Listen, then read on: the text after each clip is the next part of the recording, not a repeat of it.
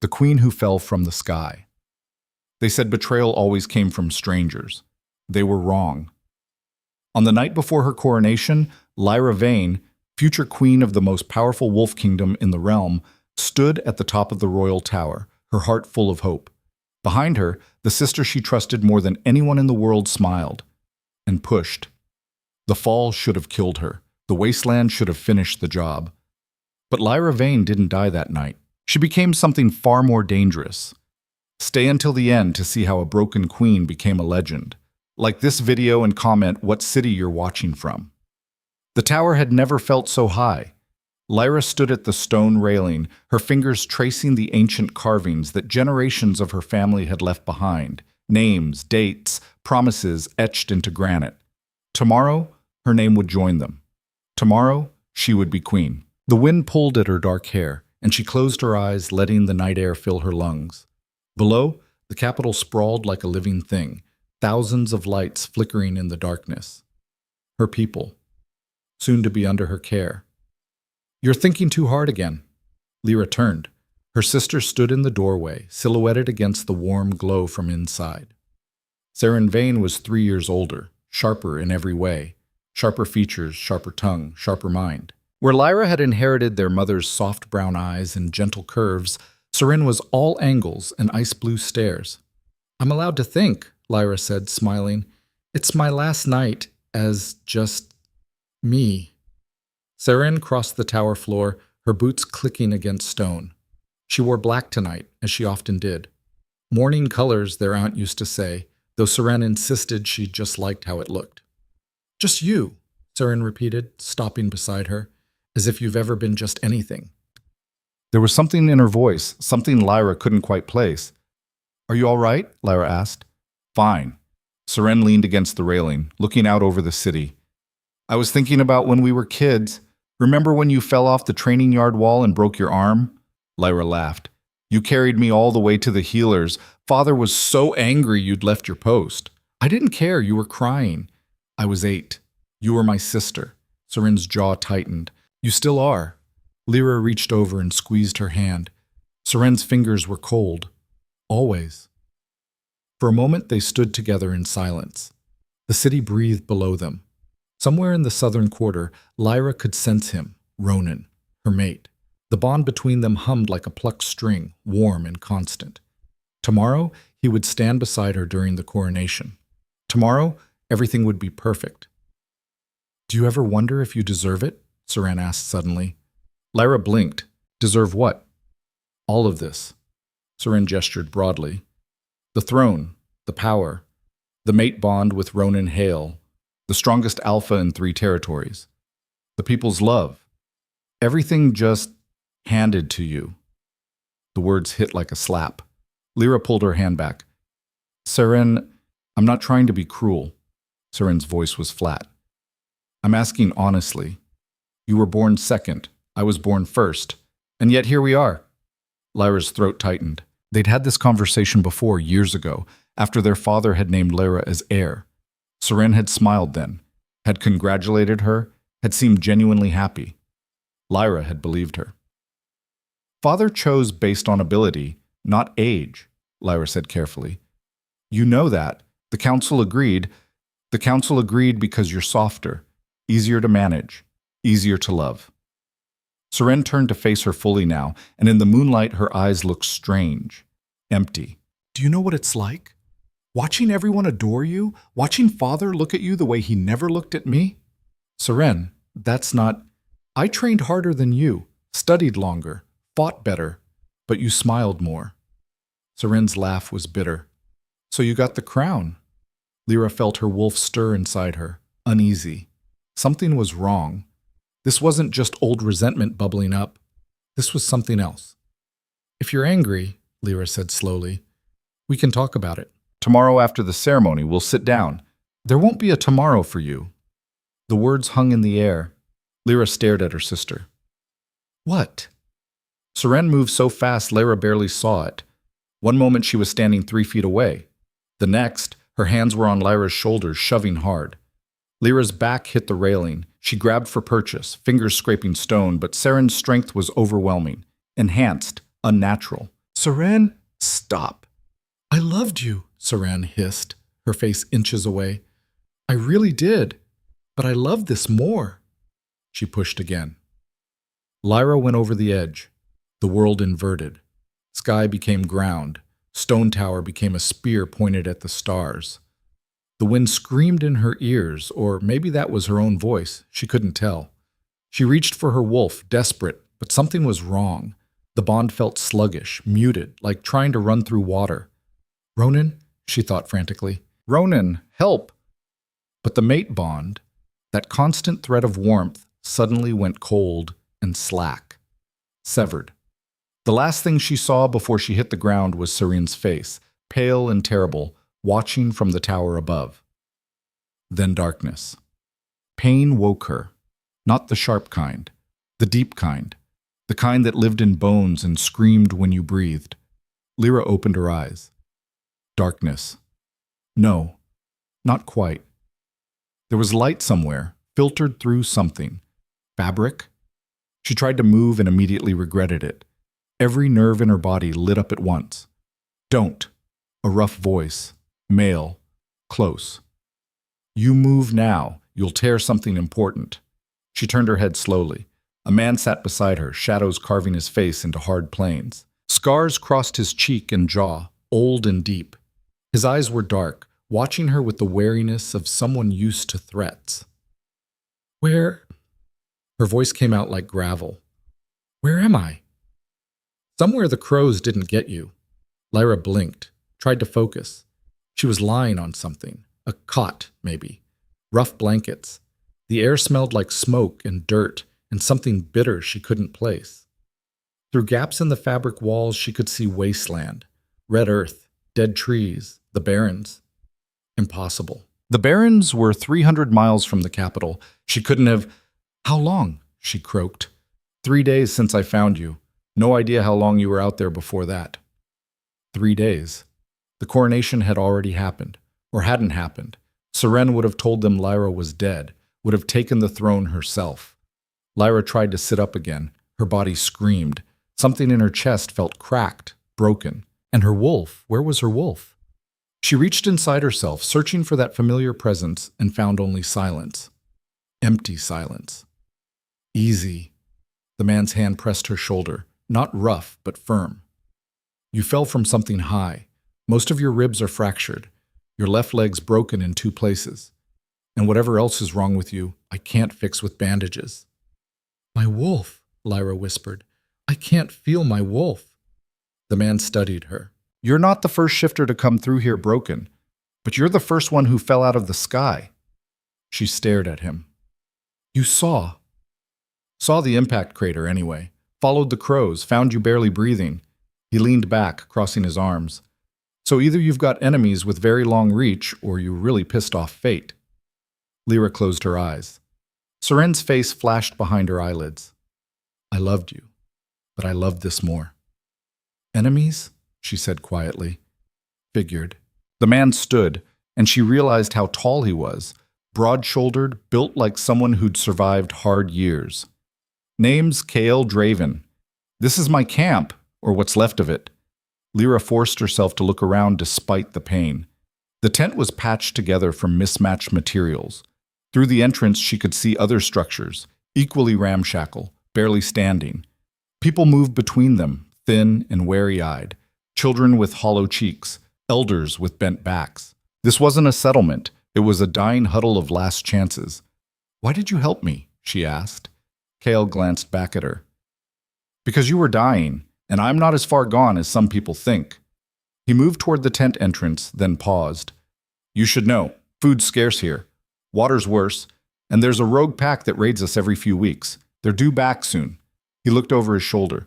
So if you were planning on dying, do it quick. Bodies attract predators. Then he was gone. Lyra lay there, staring at the tent ceiling. Every breath hurt. Every heartbeat reminded her of what she'd lost. The throne, her mate, her wolf, her sister's love. Though maybe she'd never really had that. She should feel broken, destroyed. Instead, beneath the pain, beneath the grief, something else stirred. Something cold and sharp. Seren had tried to kill her, had probably succeeded in every way that mattered. Lyra Vane, the compassionate heir, the future queen, that person was dead at the bottom of a tower. But whoever she was now, lying in this tent in the Barrens, surrounded by people who'd been forgotten and left to die, she was very much alive. And she was angry. Or some. 2 weeks passed before Lyra could stand without blacking out. Cale had been right about her injuries. The ribs were bad. The leg was worse. But the silence where her wolf should be, that was agony of a different kind. Like missing a limb that was still attached. She could sense the bond's presence, dormant and damaged, but couldn't reach it. She spent those first weeks watching, learning. The settlement, Cale called it Haven's End, which seemed overly optimistic, housed maybe 70 people. Most were refugees from failed pacts, wars, famines. Some were criminals, exiled. A few were like Kyle, fighters who'd ended up here because they had nowhere else to go. The children learned to be quiet. Food came in irregular intervals, hunted or scavenged from the surrounding wasteland. Water was rationed strictly, and every day someone stood watch on the eastern perimeter, scanning for the rogues Kyle had mentioned. "They come in fast," a woman named Mira told her one evening. Mira was thin, her hair gone gray early, but her hands were steady as she changed Lyra's bandages. 20, maybe 30 of them. They take food, supplies, sometimes people. We can't fight back. We're not strong enough. "Why stay?" Lyra asked. Mira's smile was sad. "Where else is there?" It was a question without an answer. On the 16th day, Lyra managed to walk outside. Cale watched from near the fire pit, his expression unreadable. The wasteland stretched endlessly around them. Red dirt, scattered rocks, skeletal trees. Beautiful in a harsh way.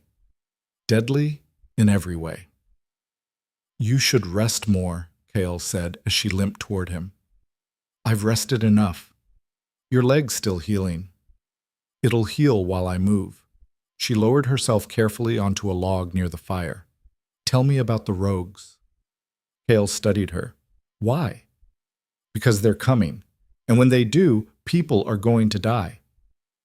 People die here all the time. That doesn't mean we let it happen." Something flickered in Kael's eyes. Surprise, maybe, or curiosity. He picked up a stick and poked at the fire. "There's no we. You're here because I dragged you here. Soon as you're healed enough, you'll leave. Everyone does." "Where would I go?" "Home. Wherever that is." Lyra looked into the flames. "Home." The word felt foreign now. "I can't go home. The person who wants me dead runs it now." Cale was quiet for a long moment. "Family?" "Sister." "Ah." He nodded slowly. "That kind of betrayal. Yeah, you can't go back from that." "So I'll stay here." "No." Lyra met his eyes. "You don't have enough fighters. I watched the drills yesterday. Half of them don't know which end of a weapon to hold." "And you do?" "I was trained to lead armies." Cale laughed, a sharp, bitter sound. "Lead armies? Right. Lady, I don't know what fantasy you're living in, but this isn't an army. These are people trying not to starve." "They don't need a general. They need a miracle." "Then let me give them one." The words came out harder than she'd intended. Cale stopped laughing. Around them, the settlement had gone quiet. People were watching now, drawn by raised voices. "You can't even walk properly," Cale said. "I'm walking now." "Your wolf is gone." "Not gone. Sleeping." Lyra stood, ignoring the scream of pain in her leg. "And when she wakes up, I'll be ready. But until then, I'm still a fighter. I'm still trained. And I'm still breathing." She took a step toward him, then another. Her leg shook, threatening to buckle, but she forced herself forward. "You saved my life. Let me save theirs." Cale stared at her. The firelight caught the scars on his face, made them look like canyons. Finally, he shook his head. "You're either very brave or very stupid." "Maybe both. The rogues will kill you." "They can try." For the first time since she'd woken in this place, Kyle smiled. It wasn't a happy expression. It was the smile of someone who recognized kinship in recklessness. "All right," he said. "You want to help? Fine. Training starts tomorrow at dawn, and if you fall, no one's picking you up." "I won't fall." "You will, and it's going to hurt." Lyra smiled back. Good. I need something to be angry at. Training was worse than childbirth, or how Lyra imagined childbirth. Anyway, Kale didn't ease her into it, didn't make allowances for her injuries. When she showed up at dawn, legs still half useless, he handed her a wooden staff and told her to defend herself. Then he attacked. Lyra blocked the first strike on instinct. The second drove her to her knees. The third knocked the staff from her hands entirely. Dead, Kyle said flatly. Again. They went again, and again, and again. By midday, Lyra had been killed 17 times. Her hands were blistered. Her leg was on fire. And her pride was somewhere in the dirt being trampled by Kyle's boots. But she didn't quit. Others from the settlement came to watch. At first they seemed curious, then entertained, then slowly something else, interested. She's stubborn, someone muttered. She's insane, someone else replied. Maybe, Mira said quietly, but she's still standing. On the 19th of death, something inside Lyra snapped, not broke, but realigned. She stopped trying to fight the way she'd been taught. Those lessons assumed she had her wolf strength, her wolf speed. She didn't. Not now. So she fought differently. When Kyle swung, she didn't block. She moved. Barely. Just enough. Let his momentum carry him past her. Then she struck. Not hard, but precise. The staff cracked against his knee. Kyle stumbled, caught himself, turned to look at her with new eyes. Better, he said. By the end of the first week, Lyra could hold her own for 3 minutes. By the end of the second, 5. By the end of the third, Kyle started teaching her things he hadn't taught anyone else. You fight like you've got something to prove, he said one evening. I do. To who? Lyra wiped blood from her split lip. To the woman who pushed me off that tower, and to myself. Kale nodded slowly. Good. Anger's useful. Just don't let it make you stupid. Too late. He almost smiled. The rogues came on the 42nd day. Lyra woke to shouting. She grabbed the staff beside her cot, a real weapon now, ash wood and iron-capped, and stumbled outside. Chaos. People running, children screaming. And at the eastern edge of the settlement, shapes moving in the pre-dawn darkness. 20, maybe more. They came like a storm, howling and laughing, their wolves barely contained beneath human skin. At the front, a massive man with yellow eyes and a grin like broken glass pointed at the food stores. Everything, he bellowed. Now, or we start taking fingers. Kyle stood in their path, alone. His sword was drawn. He looked small compared to the rogue Alpha, outmatched. The usual deal, Kale said, his voice level. Half our stores. You leave us alive. Half? The Alpha laughed. Nah, I'm thinking everything, and maybe a few of your women to keep us warm. Behind Lyra, someone whimpered. Mira, holding her daughter close. Kale's grip on his sword tightened. That's not the deal. Deals change. The Alpha cracked his neck. You gonna stop me, Draven? You and what army? This one. The voice came from behind the rogues. They turned. Lyra stepped forward. She'd spent the last 6 weeks rebuilding herself. Not into what she'd been. That soft, hopeful queen was dead. But into something harder, something sharp. Her legs still ached with every step, and her wolf still slept silent in her chest, but her hands were steady on the staff. Behind her, others emerged from between the tents. Kyle's fighters. The few who knew which end of a weapon to hold. But also others. Mira, holding a knife. An old man with a shovel. A teenage boy with a hunting bow. Not an army. Not even close. But not helpless either. The Alpha's grin widened. Who the hell are you? Lyra didn't answer. She just moved. The staff whipped out, catching the nearest rogue across the jaw. He went down hard. Before he hit the ground, she was already moving again, striking the next one in the knee, the throat, the temple. Each blow precise. Each one using their own momentum against them. She'd learned that here, in the wasteland, in the pain. How to fight without strength. How to win without power. How to survive. The rogues realized too late what was happening. By the time the Alpha roared and charged, his pack was already in disarray. And Kyle was moving too now, his sword singing. The fight lasted 5 minutes. It felt like 5 hours. Lyra took a claw across her ribs, a fist to her bad leg that made her vision white out. But she didn't stop, couldn't stop, because these people, this forgotten, broken, dying settlement, they were watching. And for the first time, they were fighting back. When the Alpha lunged at her, jaws wide, Lyra dropped low and drove the staff upward. It caught him under the chin, snapped his head back.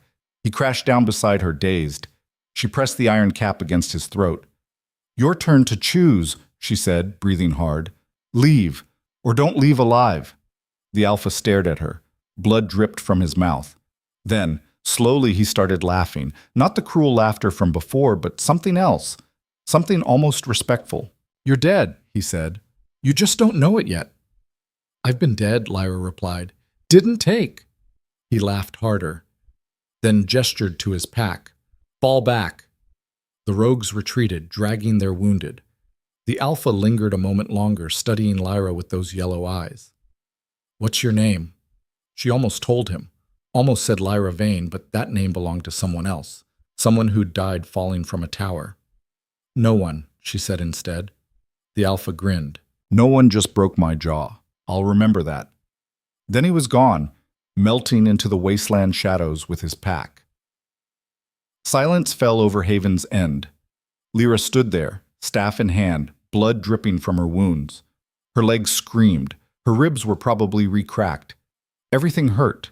But around her the settlement was cheering, quietly at first, then louder. People emerged from hiding, children, elders, everyone, and they looked at her differently now, not as the broken woman who'd fallen from the sky, as something else. Kale walked over, wiping blood from his sword. "You're completely insane."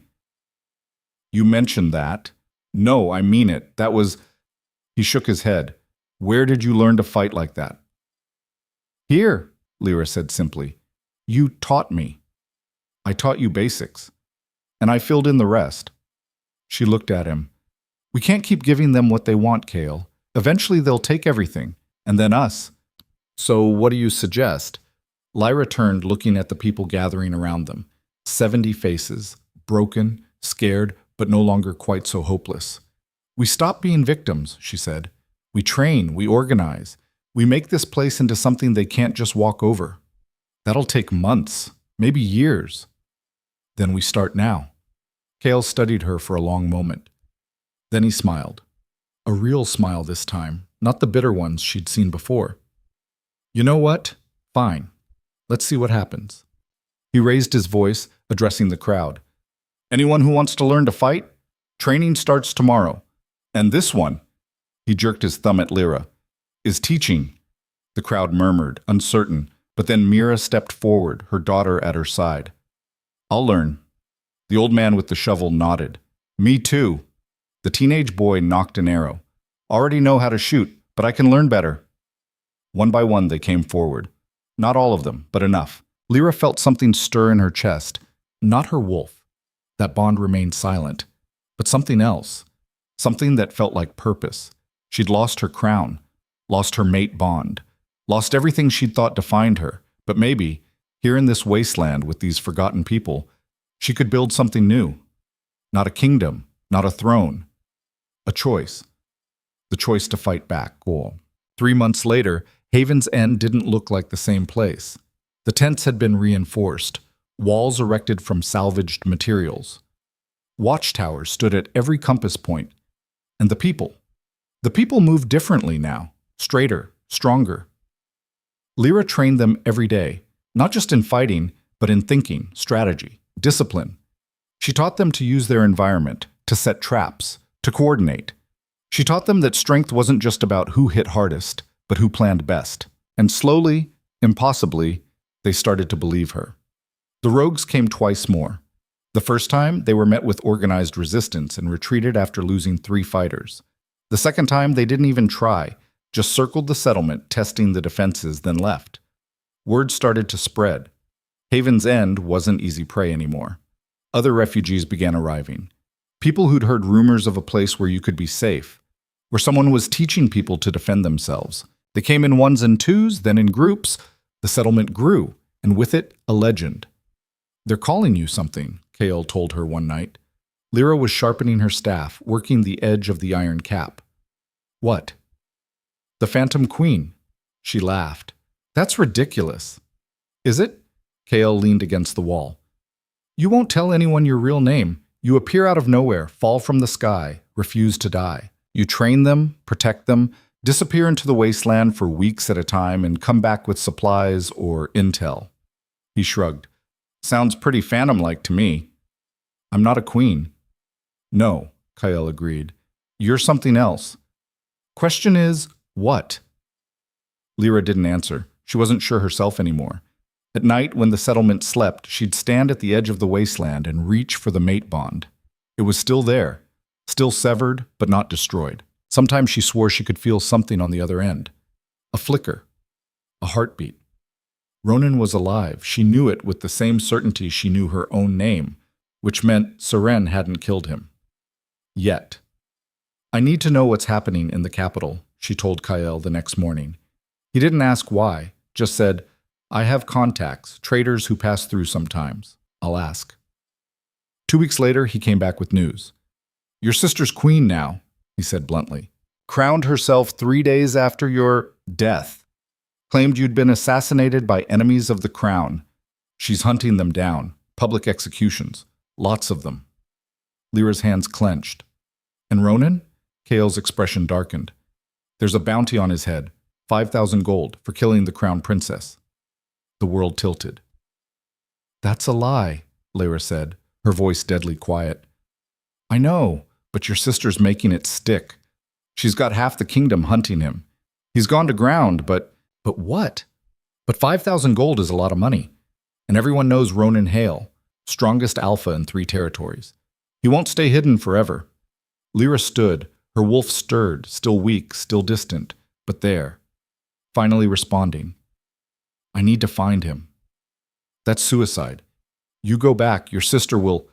My sister thinks I'm dead, and she's going to keep thinking that until I'm ready.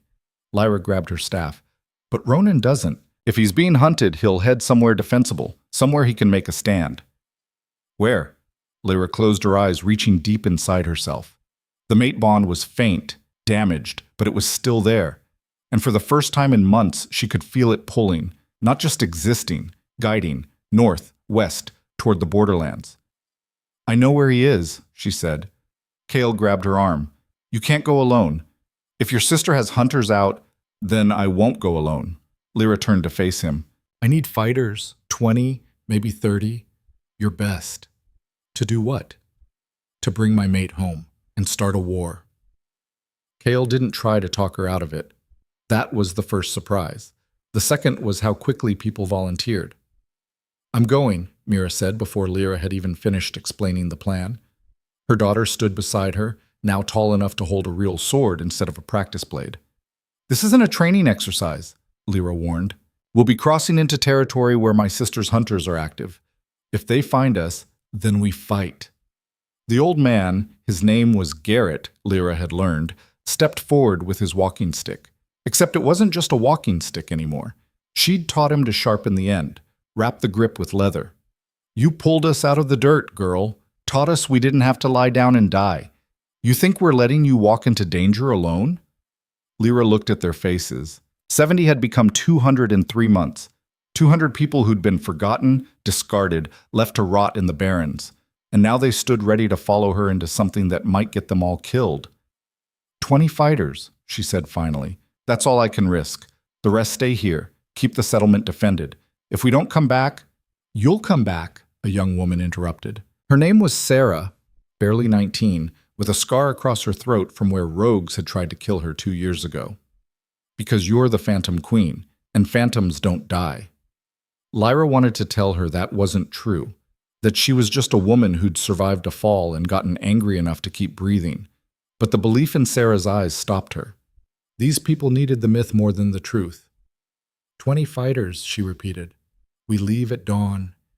They moved through the wasteland like smoke.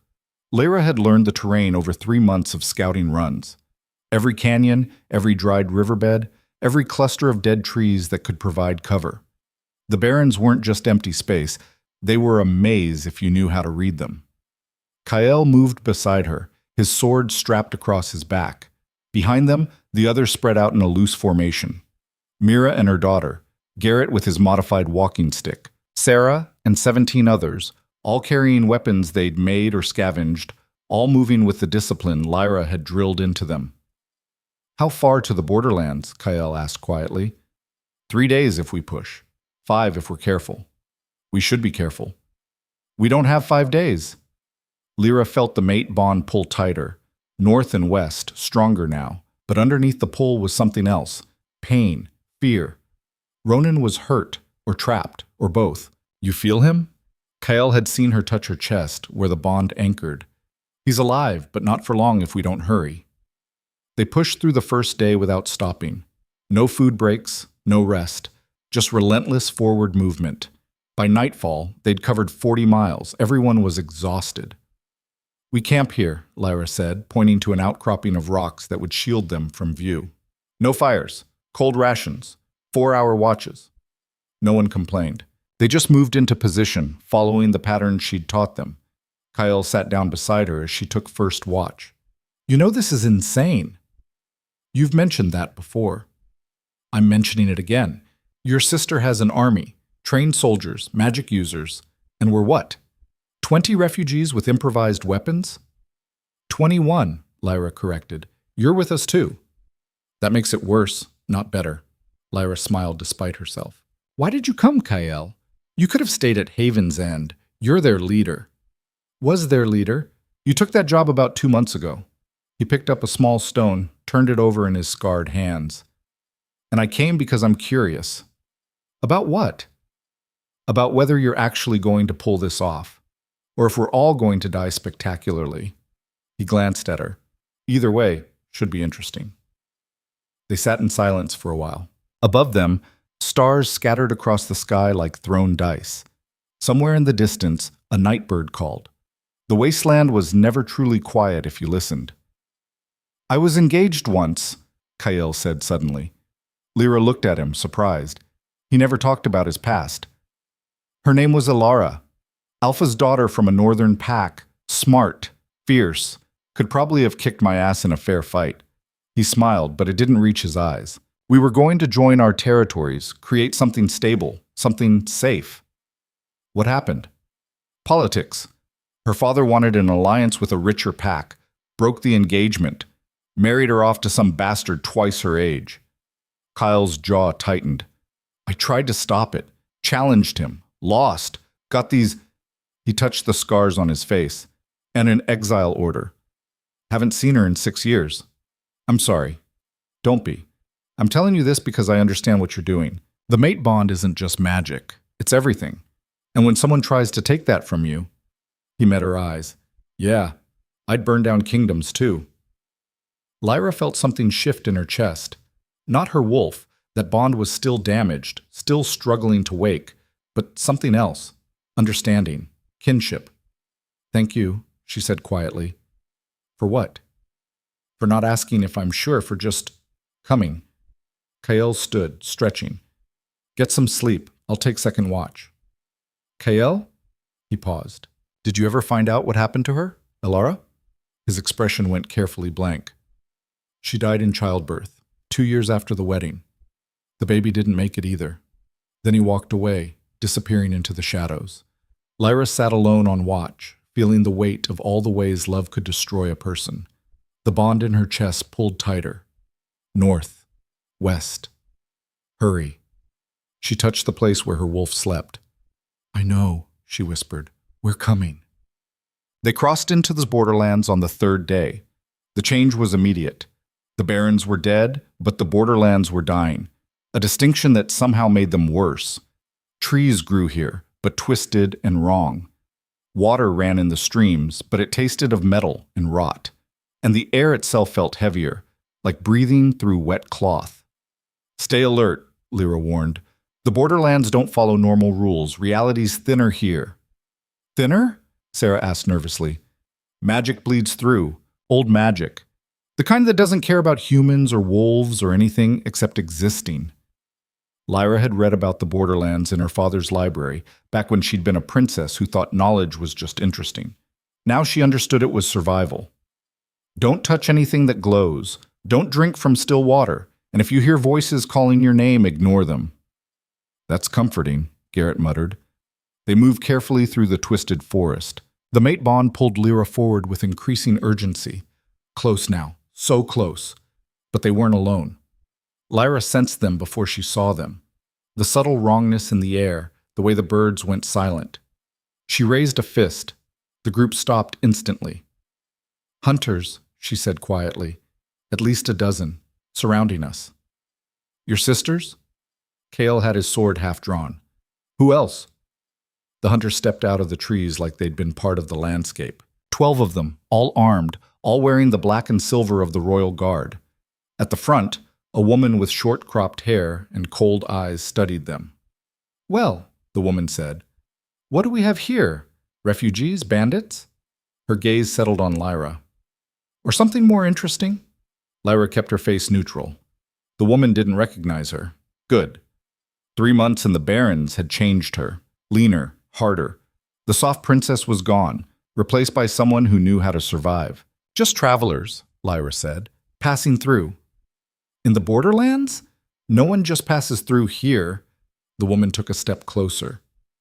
"You're hunting something, or someone, and since we're the only ones authorized to hunt in these lands—" She smiled. It wasn't friendly.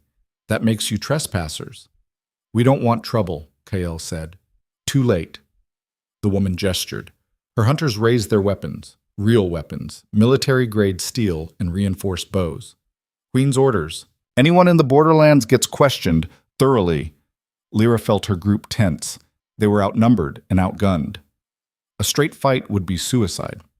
So she didn't fight straight.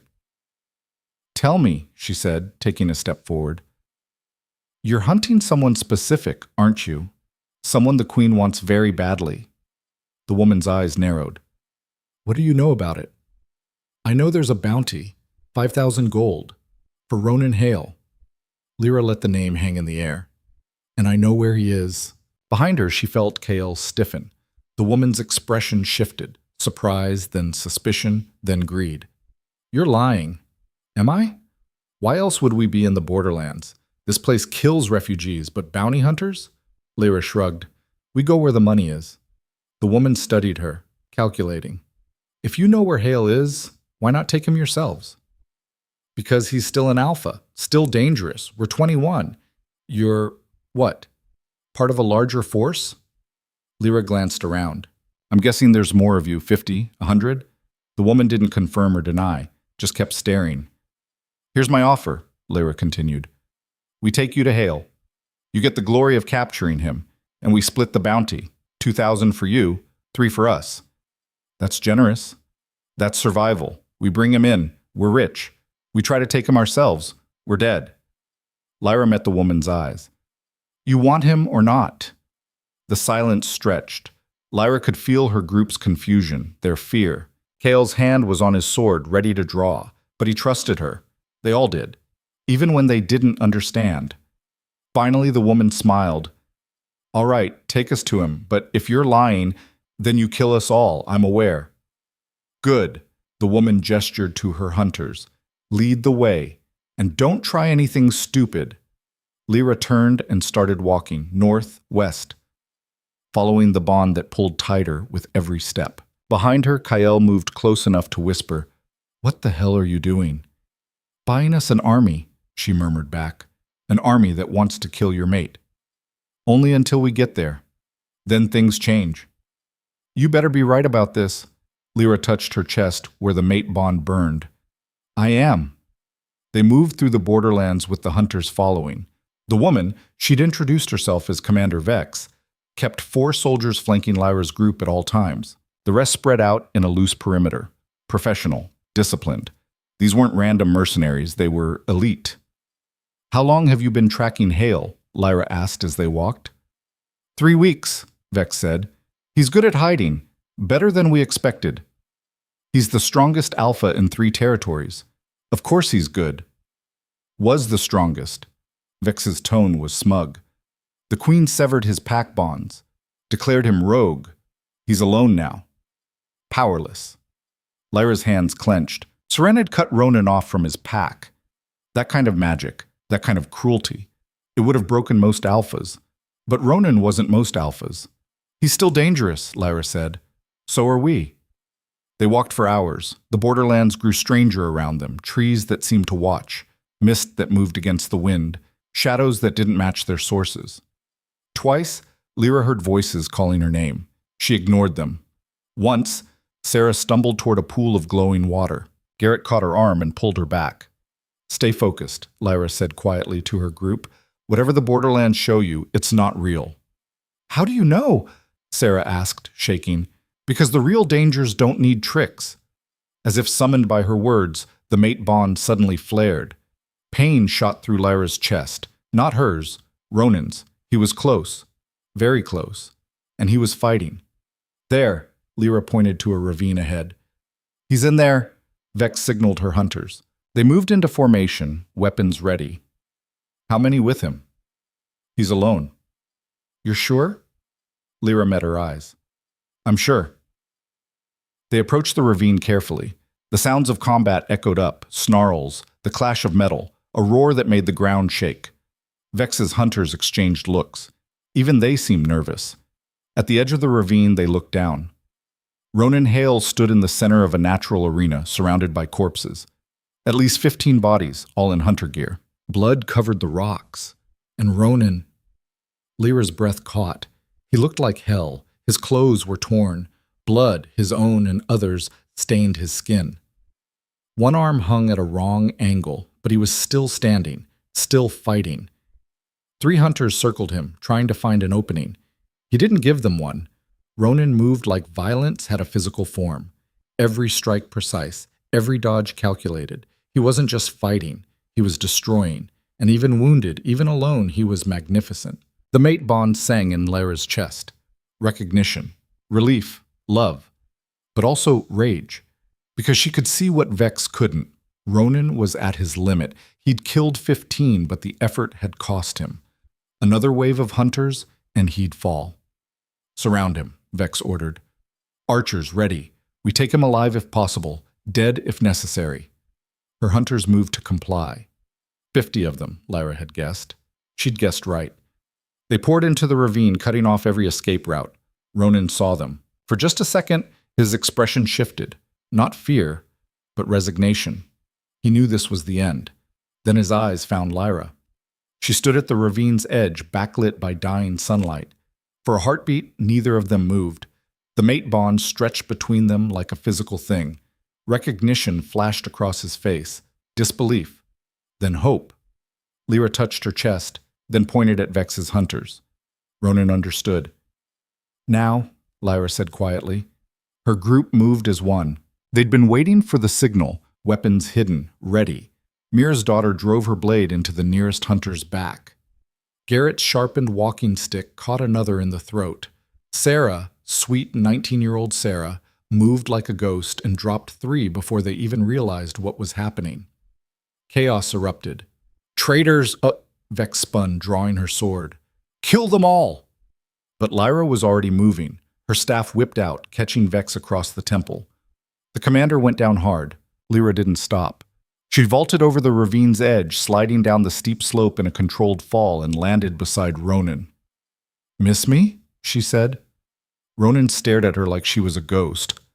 Lyra, you're dead? Yeah, I heard. She handed him a knife from her belt. We'll catch up later. Right now we have about 40 very angry hunters to deal with. 40? Ronan looked up at the chaos above. Lyra's group was fighting viciously, but they were still outnumbered. We can't watch us. She didn't wait for his response, just moved back into the fight. And something inside her, something that had been sleeping for 3 months, finally woke up. Her wolf. It wasn't a gentle awakening. It was an explosion. Power flooded through her body, burning away weakness, mending her damaged leg, sharpening her senses. The mate bond blazed like a star. And for the first time since the tower, Lyra felt whole. She shifted mid-stride. Bones cracked and reformed, fur erupted across her skin, and where a woman had been, a wolf landed, silver-white and massive, with eyes like molten gold. The hunters froze, because they recognized what they were seeing. The lost princess. Alive. Lyra didn't give them time to process it. She tore into them with 3 months of rage, 3 months of pain, 3 months of being pushed down and left for dead. Her jaws found throats. Her claws opened bellies. She was not the compassionate heir anymore. She was something else, something forged in the barrens and tempered by betrayal. She was the Phantom Queen, and she was done hiding. Beside her, Ronan shifted too. His wolf was huge, black as midnight, scarred from recent battles. But when their eyes met, the mate bond locked into place like two pieces of a weapon finally assembled. They fought back to back, moving in perfect synchronization. Where one struck, the other defended. Where one fell back, the other advanced. It was a dance they'd never practiced, but somehow knew, written into their bones by the bond that connected them. Kael and the others fought above, holding the ravine's edge. Vex had recovered, was shouting orders, trying to organize a retreat, but the hunters were panicking. They'd come expecting one rogue alpha. They'd found an army led by a queen who'd risen from the dead. The fight lasted 10 minutes. It felt like seconds. When it was over, the ravine was quiet except for heavy breathing. Bodies lay scattered, more hunters than Lyra wanted to count. Some were dead. Most were unconscious or too injured to move. Her group had losses too. 3 dead, 5 wounded. But they'd won. Lyra shifted back to human form, breathing hard. Her clothes were shredded, blood covered her skin. But she was alive. They were alive. Ronan stood a few feet away, also human again, staring at her like he couldn't quite believe she was real. "Hi," she said, suddenly unsure. 3 months had passed. The bond had been severed. Did he still... He crossed the distance in 2 steps and pulled her into his arms. The mate bond completed, fully, perfectly. And Lyra felt everything, his relief, his fear, his love, his rage at whoever had hurt her. It was overwhelming. It was perfect. "I thought you were dead," he whispered into her hair. Seren said, "She showed me." "I know." Lyra pulled back just enough to see his face. "She pushed me off the tower, tried to kill me, but I survived, and I've been building an army ever since." Ronan looked past her at the group standing around them. 20 refugees from the barrens, bloodied but unbroken, watching their queen embrace her mate. His expression shifted, understanding, then respect. "An army," he repeated. "The beginning of one." Lyra turned to face her people. They stood straighter under her gaze. Even wounded, even exhausted, they looked fierce. "Everyone, this is Ronan Hale, my mate, your king, if you'll have him." Silence. Then Mira knelt. Her daughter followed. One by one, the others went down on one knee. Not in fear, but in loyalty. "We'll have him," Kael said, not kneeling but nodding with respect. "If he's half as crazy as you are." Ronan laughed, a rough, startled sound. "I think I can manage that." A groan interrupted the moment. Vex was stirring, her hand moving toward a weapon. Lyra walked over and planted her foot on the commander's wrist. "Don't," she said quietly. Vex looked up at her, blood trickled from her temple. "You're the princess, the dead one." "Not dead, just waiting." Lyra crouched down. "Here's what's going to happen. You're going to go back to my sister, and you're going to tell her that I'm alive, that I'm coming for my throne, and that everyone who stands with her when I arrive will fall with her. She'll kill you." "She'll try." Lyra smiled. "It wasn't kind. But I've died once already. It didn't stick. Tell her that." She stood, nodded to Kael. He and Garrett pulled Vex to her feet, disarmed her, and sent her stumbling toward the ravine's edge. The other surviving hunters followed, limping and broken. "You're letting them go?" Sarah asked. "They're messengers now," Lyra said. "Seren needs to know I'm coming, needs to be afraid. Fear makes people stupid, and stupid enemies make mistakes." Ronan moved beside her, his hand finding hers. The mate bond hummed between them, warm and whole. "So what now? We go after her?" "Not yet." Lyra looked at her small army. 21 had become 18. 3 dead because of her choices. 3 people who'd trusted her and paid the price. "First we go back to Haven's End. We gather more fighters. We train. We plan." She met Ronan's eyes. "And then we start a war. Your sister has thousands of soldiers, magic users, resources we don't have. She has soldiers who fight because they're paid. We have people who fight because they chose to. Lyra squeezed his hand. That makes all the difference. Ronan studied her. She could feel him through the bond, his doubt, his worry, but also his pride. The woman he'd known 3 months ago wouldn't have said that, wouldn't have believed it. But the woman standing before him now had survived the fall, had built something from nothing, had just taken down 50 royal hunters with 18 refugees. This woman could start a war, and maybe win it. All right, he said, let's go home. Lyra looked around at her people. Mira, holding her wounded daughter. Garrett, leaning on his blood-stained stick. Sarah, still shaking from the violence. Kael, watching everything with those careful eyes. Home. Such a strange word. She thought home was a tower in the capital, a throne room, a crown. But maybe home was simpler than that. Maybe it was just people who'd follow you into hell and fight their way back out. Yeah, she said. Let's go home. They started the journey back as the sun set, painting the borderlands in shades of blood and gold. Behind them, Commander Vex and her surviving hunters stumbled toward the capital, carrying a message that would shake the kingdom. The lost princess lived. The Phantom Queen was real, and she was coming for her crown. In the capital, 300 miles away, Seren Vane sat on a stolen throne and felt a chill run down her spine. She didn't know why. Not yet. But somewhere deep in her bones, she knew something had changed. The sister she'd killed was walking, and she was bringing a storm. The journey back took 5 days instead of 3. They moved slower now, carrying wounded and stopping to bury the dead. Lyra insisted on proper graves, even in the borderlands where the ground fought every shovel stroke. Mira's daughter, bleeding from a deep gash across her ribs, had asked why they bothered. Because they fought for us, Lyra said, dirt under her fingernails as she dug. And we remember our own. Ronan worked beside her, silent.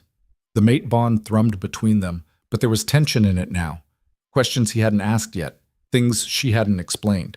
3 months was a long time to be apart, to change, to become someone different. On the 3rd night, he finally spoke. You shifted, he said. They sat away from the others near a twisted tree that somehow still grew leaves. The campfire was low, just embers, safe enough in the borderlands if you knew what you were doing. I did, Lyra confirmed. Your wolf was gone. I felt it through the bond before Seren severed us, like something inside you had shattered. Ronan turned to look at her. What happened? Lyra pulled her knees to her chest. I don't know. The fall should have killed me. Maybe it did kill something. My wolf went silent for 3 months. I couldn't feel her, couldn't reach her. It was like being hollowed out. But she came back. When I saw you fighting, when I thought I might lose you, she met his eyes. I think she was waiting, healing, or maybe just deciding if I was worth saving. Ronan's hand found hers. His palm was rough, scarred from recent battles. You're worth saving. Am I? The question came out sharper than she intended. I led 18 people into a fight that killed 3 of them. I'm planning to start a war that will kill hundreds more, maybe thousands, all because my sister pushed me off a tower and I'm too stubborn to stay dead. That's not why you're doing this, isn't it? No. Ronan squeezed her hand. You're doing this because Seren is a tyrant, because she's executing innocent people to cover her lies, because someone needs to stop her, he paused, and because you're the only one who can. Lyra wanted to believe him, wanted to think this was about justice, about protecting people. But late at night, when she couldn't sleep, she felt the rage burning in her chest, the need for revenge, the desire to see Seren's face when she realized her dead sister was alive and coming for everything she'd stolen. I'm not the person I was, Lyra said quietly. The woman you knew, she's gone. Good. Ronan's voice was firm. That woman would have tried to negotiate with Seren, would have believed there was still something good in her sister, would have died trying to find a peaceful solution. He turned her face toward his. This woman? She'll do what needs to be done. The mate bond flared between them, and Lyra felt his certainty, his trust. It steadied her, reminded her she wasn't alone in this. When we get back to Haven's End, she said, we need to start recruiting, fast. Seren knows I'm alive now. She'll come for us. Let her come. We'll be ready. Lyra wished she shared his confidence. Haven's End had changed in the 5 days they'd been gone.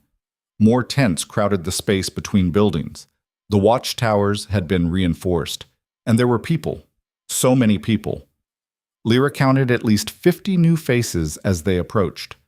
"What happened here?" Kyle asked, echoing her thoughts. A young man ran out to meet them. His name was Marcus, one of the newer arrivals who'd volunteered for guard duty. "You're back! We thought, when you didn't return after 3 days..." "We're fine," Lyra said. "What's going on? Where did all these people come from?" "Refugees. They started arriving 2 days ago. Said they heard about a place in the Barrens where people could be safe, where someone was teaching them to fight back." Marcus looked at her with something like awe. "They're calling you the Phantom Queen all the way to the Eastern Territories." Lyra exchanged a glance with Ronan. The legend was spreading faster than she'd expected. That was good. That was useful. But it also made them a target. "Get everyone together," she told Marcus. "Main square. 1 hour. I need to speak to them." As he ran off, Mira appeared from between the tents. Her daughter leaned on her, the wound bandaged but healing. "We need to talk," Mira said. "Now." They gathered in what passed for Lyra's command tent, a larger structure near the center of the settlement. Inside, Garrett was already waiting, along with several others Lyra had come to rely on. Their inner circle, if she was being honest. "The new arrivals," Garrett said without preamble. "Some of them are genuine refugees, but some..." He shook his head. "I don't trust them." "Spies?" Ronan asked. "Maybe. Or just opportunists who heard about free food and protection." Garrett leaned on his walking stick. "Either way, we can't support this many people. Our food stores won't last 2 weeks with these numbers." Lyra had expected this, feared it even. Success brought problems of its own. "We need to expand our hunting range," she said. "Send out more scouting parties, find new water sources." "That'll spread us thin," Kyle warned. "Make us vulnerable to attack." "We're already vulnerable. At least this way we don't starve." Lyra turned to Mira. "Can you organize the new arrivals? Figure out who has useful skills. Fighters, builders, healers, anyone who can contribute." "And the ones who can't?" Mira asked. "They learn. Or they leave." Lyra's voice was harder than she liked, but there was no room for sentiment now. "We're not a charity. We're an army. Everyone pulls their weight." The room fell silent. These were harsh words, harsher than the old Lyra would have used. But the old Lyra would have tried to save everyone and ended up saving no one. "There's something else," Garrett said. "One of the new arrivals claims to be a magic user, says she can help us." Lyra's attention sharpened. "Magic users are rare and expensive. Why would one come here?" "That's what I asked. She said she's running from the Queen, something about refusing to participate in the executions." "Bring her here." Garrett nodded and left. Ronan moved closer to Lyra. "Be careful. Magic users can't be trusted." "Can anyone?" "Fair point." A few minutes later, Garrett returned with a woman who looked like she'd been through hell. Mid-30s maybe, with gray streaking through her dark hair. Her clothes were torn and mud-stained, but her eyes, sharp and intelligent, studied Lyra with unnerving intensity. "You're the Phantom Queen," the woman said. Not a question. "And you are?" "Iris Blackwood, formerly of the Royal Council of Mages, currently wanted for treason." Iris smiled without humor. "Your sister doesn't like it when people tell her no." Lyra felt Ronan tense beside her. The Royal Council of Mages was the most powerful magical organization in the kingdom, if this woman really was one of them. "Why should I trust you?" Lyra asked. "You shouldn't. I wouldn't trust me either." Iris crossed her arms. "But I can prove I'm useful. Let me show you something." Before anyone could stop her, Iris raised her hand. Light flickered around her fingers, not bright, just a soft glow. Then she gestured toward the tent wall. An image appeared, translucent, like looking through water, but clear enough. It showed the capital, the palace, and on the throne, Seren sat with a crown that should have been Lyra's. "Scrying spell," Iris said. "Basic, but effective. I can show you what's happening in the capital, who your sister is meeting with, what her plans are." The image shifted, showing soldiers training in the palace courtyard, hundreds of them. "She's preparing for war, has been since your commander returned with news that you're alive." Lyra stared at the image, at her sister's face, cold and beautiful and wrong. How many soldiers does she have? 3,000 in the capital, another 5,000 spread across the territories. Iris let the spell fade. And she's calling them all home. Every garrison, every outpost. She wants you dead, and she's willing to burn the kingdom to make it happen. 8,000 soldiers. Lyra had maybe 200 fighters, and half of those were barely trained. We can't win, Kael said flatly. Not against those numbers. Not in a straight fight, Lyra agreed. But we don't have to fight straight. She looked at Iris. Can you do more than scry? Can you fight? I can do a lot of things. The question is, will you let me? There was something in Iris's voice. A challenge. A test. Lyra made a decision that would either save them or doom them. You help us take down Seren, you get sanctuary here. Full protection. And a voice in whatever comes after. What makes you think there'll be an after? Because I didn't survive a fall from a tower, 3 months in the Barrens, and 50 royal hunters just to die now. Lyra extended her hand. Deal? Iris studied her for a long moment, then took her hand. Deal, but fair warning, your sister has magic users too. Powerful ones. They'll come for you. Let them come, Iris smiled. You know what? I think I'm going to like you. The next 2 weeks were chaos. Lyra divided the settlement into units, fighters, scouts, builders, suppliers. Everyone had a role, everyone trained.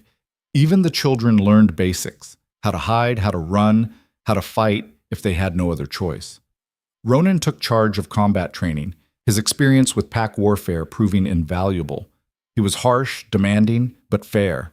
People responded to him, trusted him. Iris set up magical defenses around the perimeter. Nothing fancy, she warned, but enough to give them early warning if enemies approached. She also taught a few of the more sensitive individuals basic shielding spells. Not everyone could learn magic, but those who could became valuable assets. Kael organized the scouts. They ranged farther each day, mapping the Barrens, finding resources, watching for threats. Twice they spotted royal patrols heading their direction. Both times they laid ambushes that sent the survivors running back to the capital. Lyra coordinated everything, planned, strategized, and tried not to think about how impossible this all was. On the 15th day, Marcus ran into her tent without knocking. We've got a problem, he gasped. Lyra was on her feet instantly. What kind? Refugees coming from the east. But they're not walking, they're running. She followed him outside. The eastern watchtower had flags up, the signal for incoming threat. And in the distance, Lyra could see them. Dozens of people, maybe more, sprinting toward Haven's End like hell itself was chasing them. Sound the alarm, she ordered. Defensive positions. Now. The settlement erupted into controlled chaos. Fighters grabbed weapons. Civilians moved to reinforce shelters. Archers climbed to the towers. In less than 3 minutes, Haven's End was ready for battle. The refugees reached them first. 47 people, exhausted and terrified. Lyra met them at the gates. What happened? She demanded. A man collapsed in front of her, gasping. The Queen's army. They're destroying settlements. Any place that might harbor you. They're burning everything. Lyra's blood went cold. How far behind you? Maybe an hour. We barely escaped. Ronan appeared at her side. How many? Hundreds, another refugee sobbed. They have magic users. They're burning people alive. Lyra's mind raced. 8,000 soldiers, Iris had said. If Seren was sending hundreds to destroy settlements, that meant she was spreading her forces thin, trying to eliminate any potential support Lyra might gather. It was a smart strategy. Brutal, but smart. Get these people inside, Lyra said. Mira, see to the wounded. Kael, double the perimeter guard. Ronan. I know, he said grimly. Prepare for a fight. They didn't have to wait long. The army appeared on the horizon an hour later, just as the refugee had predicted. Lyra stood on the wall, watching them approach. 300 soldiers at least. Maybe more. All wearing the black and silver of the royal guard. And at the front, riding a midnight black horse, was someone Lyra recognized. Captain Thorne, her father's former second-in-command. The man who'd taught her how to hold a sword when she was 6 years old. Open the gates, a voice boomed across the distance. Thorne's voice, amplified by magic. Send out the traitor Lyra Vane and the rogue Ronan Hale. Do this, and the rest of you will be spared. Lyra felt every eye in the settlement turn toward her. This was the moment, the decision point. She could surrender, try to negotiate, maybe save these people, or she could fight, knowing most of them would die. What do we do? Marcus asked quietly. Lyra looked at the young man, barely 20, with a whole life ahead of him. He'd come to Haven's End 2 weeks ago looking for hope. Now he was asking her if he should throw his life away for a lost cause. You do what you think is right, she said. I won't force anyone to fight. Will you surrender? No. Marcus nodded slowly. Then neither will I. Around them, others echoed the sentiment, not all of them. Some were already backing away, looking for escape routes. Lyra didn't blame them. This was suicide. But enough stayed. Enough raised their weapons and stood ready. Iris appeared beside her, breathing hard. I can shield us from the first magical assault. Maybe the second. After that, we're exposed. That'll have to be enough. Lyra turned to Ronan. Ready? He kissed her hard and fast. Always. She climbed to the top of the wall where everyone could see her, drew her sword, the real one now, steel and sharp, that she'd taken from a fallen hunter, and she shouted loud enough for both armies to hear. I am Lyra Vane, rightful heir to the throne, and I'm not going anywhere. For a moment, silence. Then Thorn laughed. Little princess, he called back. I taught you how to fight. You think you can stand against me? I think you taught me well, but you fought for my father. Now you fight for the woman who killed him. That got a reaction. Muttering rippled through Thorn's ranks. Because it was true. Their father had died suddenly, 2 months before Lyra's planned coronation. Heart failure, the healers had said. But Lyra had suspected then, and she knew now. Seren had been killing long before she'd pushed her sister off a tower. Your sister is the rightful queen, Thorn said, but there was less certainty in his voice. My sister is a murderer and a liar, and everyone who stands with her will answer for it. Big words from a dead woman. I'm not dead, but you will be if you attack us. Thorn's patience snapped. Burn them out! The magic users at the back of his formation raised their hands. Fire erupted, huge roiling balls of it, arcing toward Haven's End's walls.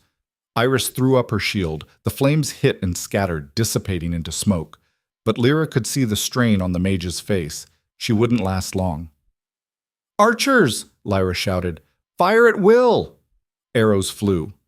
Most bounced off shields or armor, but enough found gaps. Soldiers fell. Thorn's army charged. The battle was chaos incarnate. Soldiers slammed into Haven's End's walls, trying to scale them. Lyra's fighters pushed them back with spears, boiling water, whatever they had. Ronan led a unit down to meet them at the gates, his wolf form tearing through enemy ranks. Lyra fought on the walls, her sword singing. Captain Thorn was down there somewhere, shouting orders. She needed to reach him. Needed to end this before they were overwhelmed. She jumped. Stupid? Absolutely.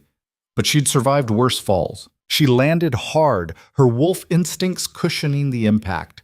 Soldiers turned toward her. She cut through them, not bothering with finesse. Just brutal efficiency.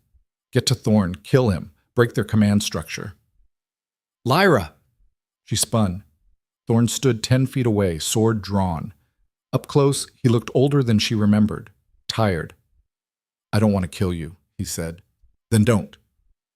You know I have to. Orders. You're following a tyrant's orders. My father would be ashamed. Something flickered in his eyes. Pain. Doubt. Your father died because he was weak, Thorn said. Your sister is strong. The kingdom needs strength. The kingdom needs justice. They moved at the same time. Swords clashed, the impact jarring Lyra's arm. Thorn was good, better than her.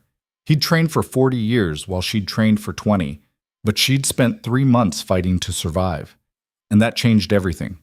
She didn't fight fair, kicked dirt in his eyes, used her wolf speed to strike from unexpected angles, fought like someone with nothing to lose. Thorn stumbled. Lyra's blade found his shoulder, driving deep. He went down with a cry. She stood over him, sword at his throat. Around them, the battle raged. But for this moment, it was just them. Yield, she said. Kill me. Thorn met her eyes.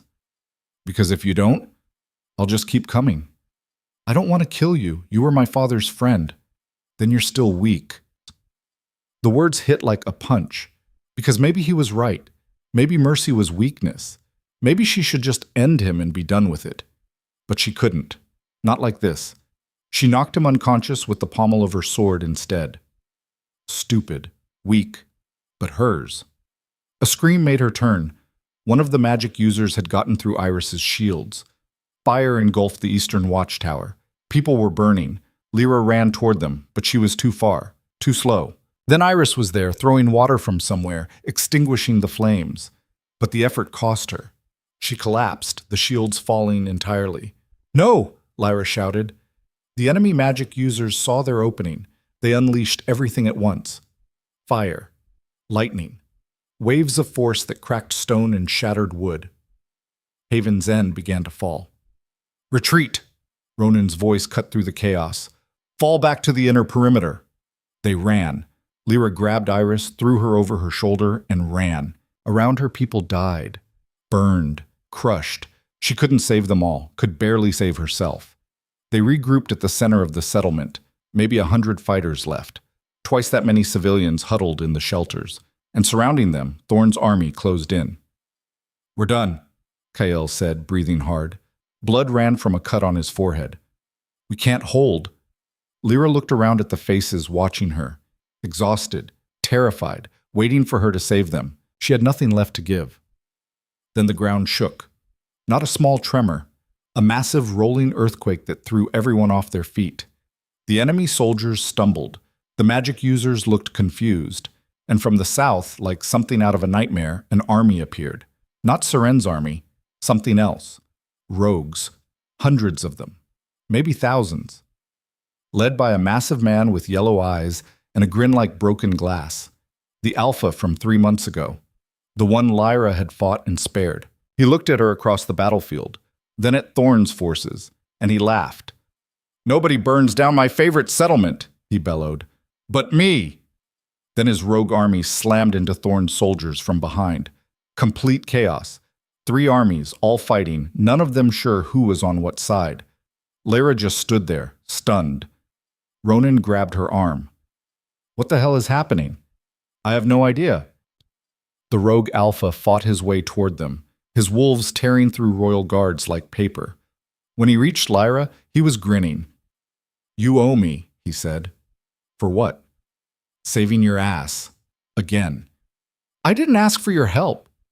"Yeah, well, I didn't ask to like you, but here we are." He gestured at the battle. "My pack will keep them busy. You need to leave." "Leave?" Lyra stared at him. "This is my home." "This is a death trap. Your sister sent 300 today.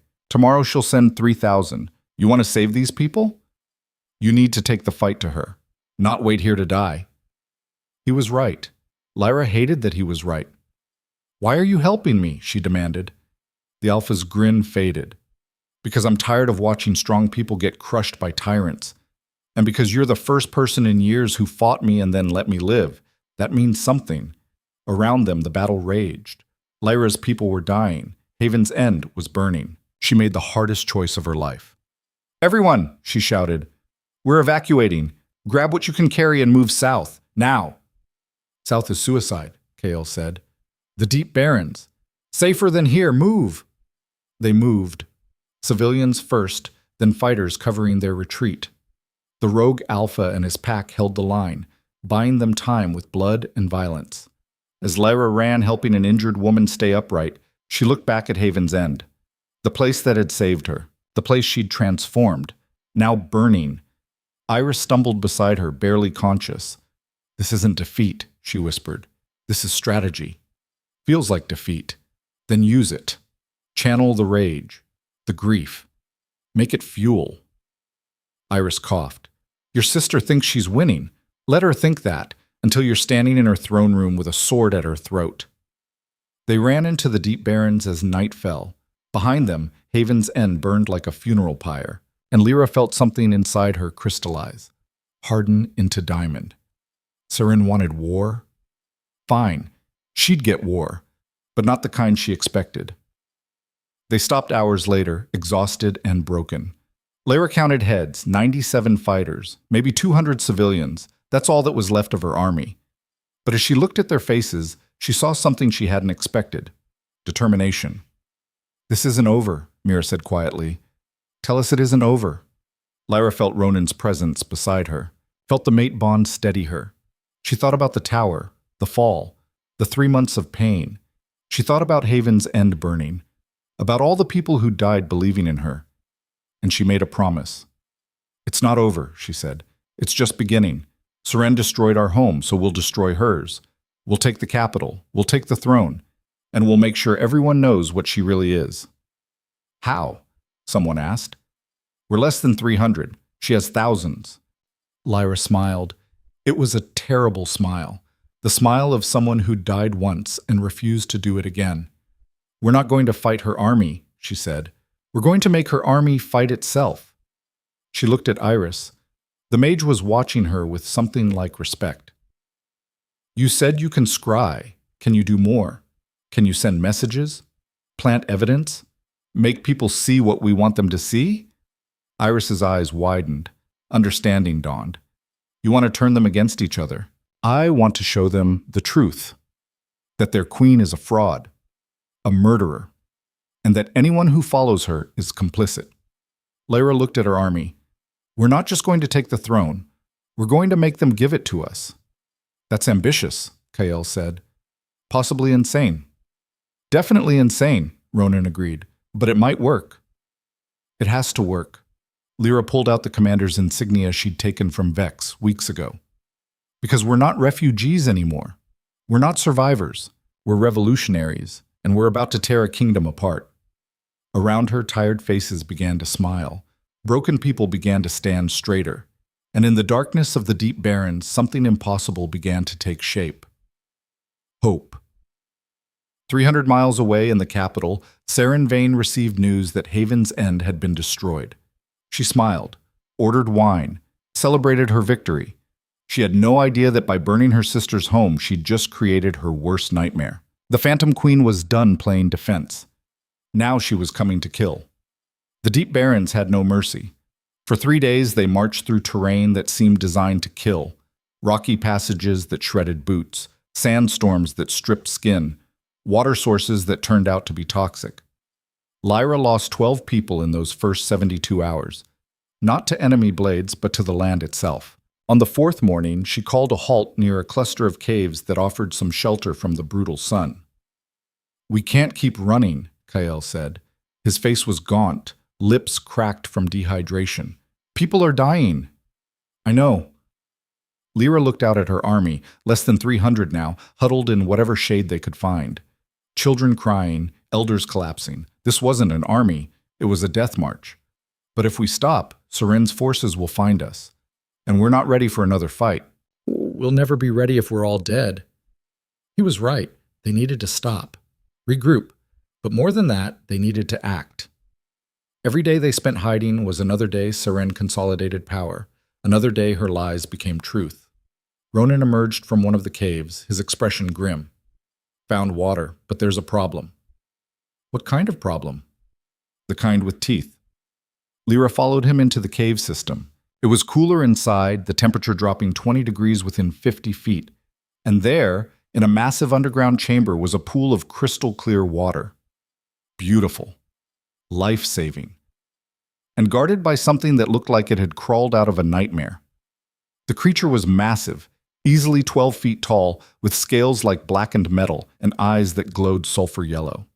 Not quite a dragon, not quite anything Lyra had ever seen. It lay coiled around the water's edge, watching them with ancient intelligence. "Cave serpent," Iris whispered from behind them. The mage had recovered somewhat, though she still looked half dead. "Rare. Older than the kingdom. They guard water sources in the deep barrens." "Can we kill it?" Ronan asked. "Maybe, but the noise would bring every predator in 10 miles, and we'd lose half our fighters trying." Lyra studied the creature. It hadn't attacked, just watched, waiting. "What if we don't kill it?" she said slowly. Kael looked at her like she'd lost her mind. "You want to negotiate with a giant snake?" "It's not just a snake. Iris said it's intelligent, old. Lyra took a step forward. Maybe it's tired of being alone down here. Or maybe it's going to eat you. Only one way to find out. Before anyone could stop her, Lyra walked toward the creature. Her heart hammered against her ribs. The mate bond flared with Ronan's fear, but she pushed it aside. This was a gamble, but everything was a gamble now. The serpent's head rose, following her approach. Its tongue flicked out, tasting the air, testing. Lyra stopped 10 feet away, spread her hands to show she was unarmed. And then she did something crazy. She shifted. Her wolf form emerged, silver white and scarred. She sat on her haunches and looked up at the serpent. Not challenging, not submitting, just acknowledging, one ancient predator to another. The serpent watched her for a long moment. Then, impossibly, it moved aside. The water was clear. Lyra shifted back, breathing hard. "Thank you." The serpent made a sound, not quite a hiss, not quite words, but somehow Lyra understood. It was saying, "You carry death with you, but also life. Choose which one carefully." She nodded, turned back to the others. "Get everyone, we can use this place. The serpent won't hurt us." "How do you know?" Kael asked. "Because it could have killed me and didn't. That's good enough." Over the next few hours, they moved the entire group into the cave system. It was cramped, uncomfortable, but safe. And there was water. Blessed, life-saving water. That night, Lyra gathered her inner circle around a small fire. Ronan, Kael, Iris, Mira, Garrett, and a few others, the ones she trusted most. "We can't win a straight fight," she said without preamble. "Seren has too many soldiers, too many resources. But we don't need to win a straight fight. We need to make her lose control." "How?" Mira asked. Lyra looked at Iris. "You said you can send messages, plant evidence, make people see things. I can create illusions, yes, but maintaining them over distance takes enormous power. And if I'm caught, you won't be caught, because you won't be anywhere near the capital when it happens." Lyra pulled out a rough map she'd drawn of the kingdom. Seren's power base isn't just the capital. It's the noble families, the military commanders, the mage council. She needs their support to maintain control. "So we undermine that support," Ronan said, understanding dawning. "Exactly. We make them doubt her. Make them question whether she's the rightful queen. Make them wonder if maybe the dead princess isn't so dead, after all." Iris leaned forward, studying the map. "You want to start a whisper campaign. Plant seeds of doubt. Let them grow into full rebellion. More than that, I want to show them proof. Seren pushed me off a tower because she wanted the crown. She's executing people to cover her lies. She's destroying settlements to eliminate opposition." Lyra's voice hardened. "The kingdom needs to see who she really is." "They won't believe it," Kael said. "She's the queen. You're a corpse. Why would they trust you over her?" "Because we're not going to tell them to trust us. We're going to make them see the truth themselves." Lyra outlined her plan. It was audacious, possibly insane, but it was the only chance they had. Iris would use her magic to infiltrate communication networks, plant evidence of Seren's crimes in places where nobles would find it, create illusions of Lyra appearing in different locations simultaneously, making it impossible to track her real position. And most importantly, she would manipulate Seren's own propaganda against her. Meanwhile, small teams would raid supply lines, free prisoners, spread the truth about what had really happened the night Lyra died. They wouldn't fight armies. They'd fight perception. "It'll take weeks," Iris warned. "Maybe months. And if Seren figures out what we're doing, she'll send everything she has to kill us. I know." Lyra looked around at the faces watching her. "This is the moment. We commit to this. There's no going back. We become outlaws, rebels, enemies of the crown." "We already are enemies of the crown," Mira said quietly. "Might as well act like it." One by one, they nodded, committed, ready. "Then let's burn her world down," Lyra said, "one lie at a time." The first strike came 2 weeks later, a supply convoy heading to the capital's southern garrison, 40 wagons of food, weapons, and gold, guarded by 60 soldiers. Lyra hit them at dawn with 30 fighters. They didn't kill anyone.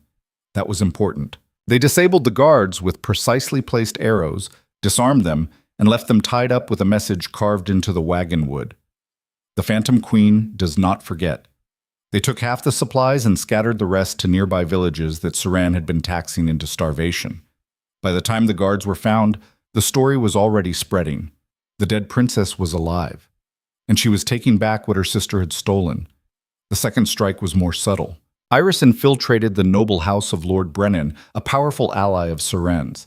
She didn't steal anything. She just planted documents, letters, in Saren's handwriting detailing plans to eliminate Lord Brennan once he was no longer useful.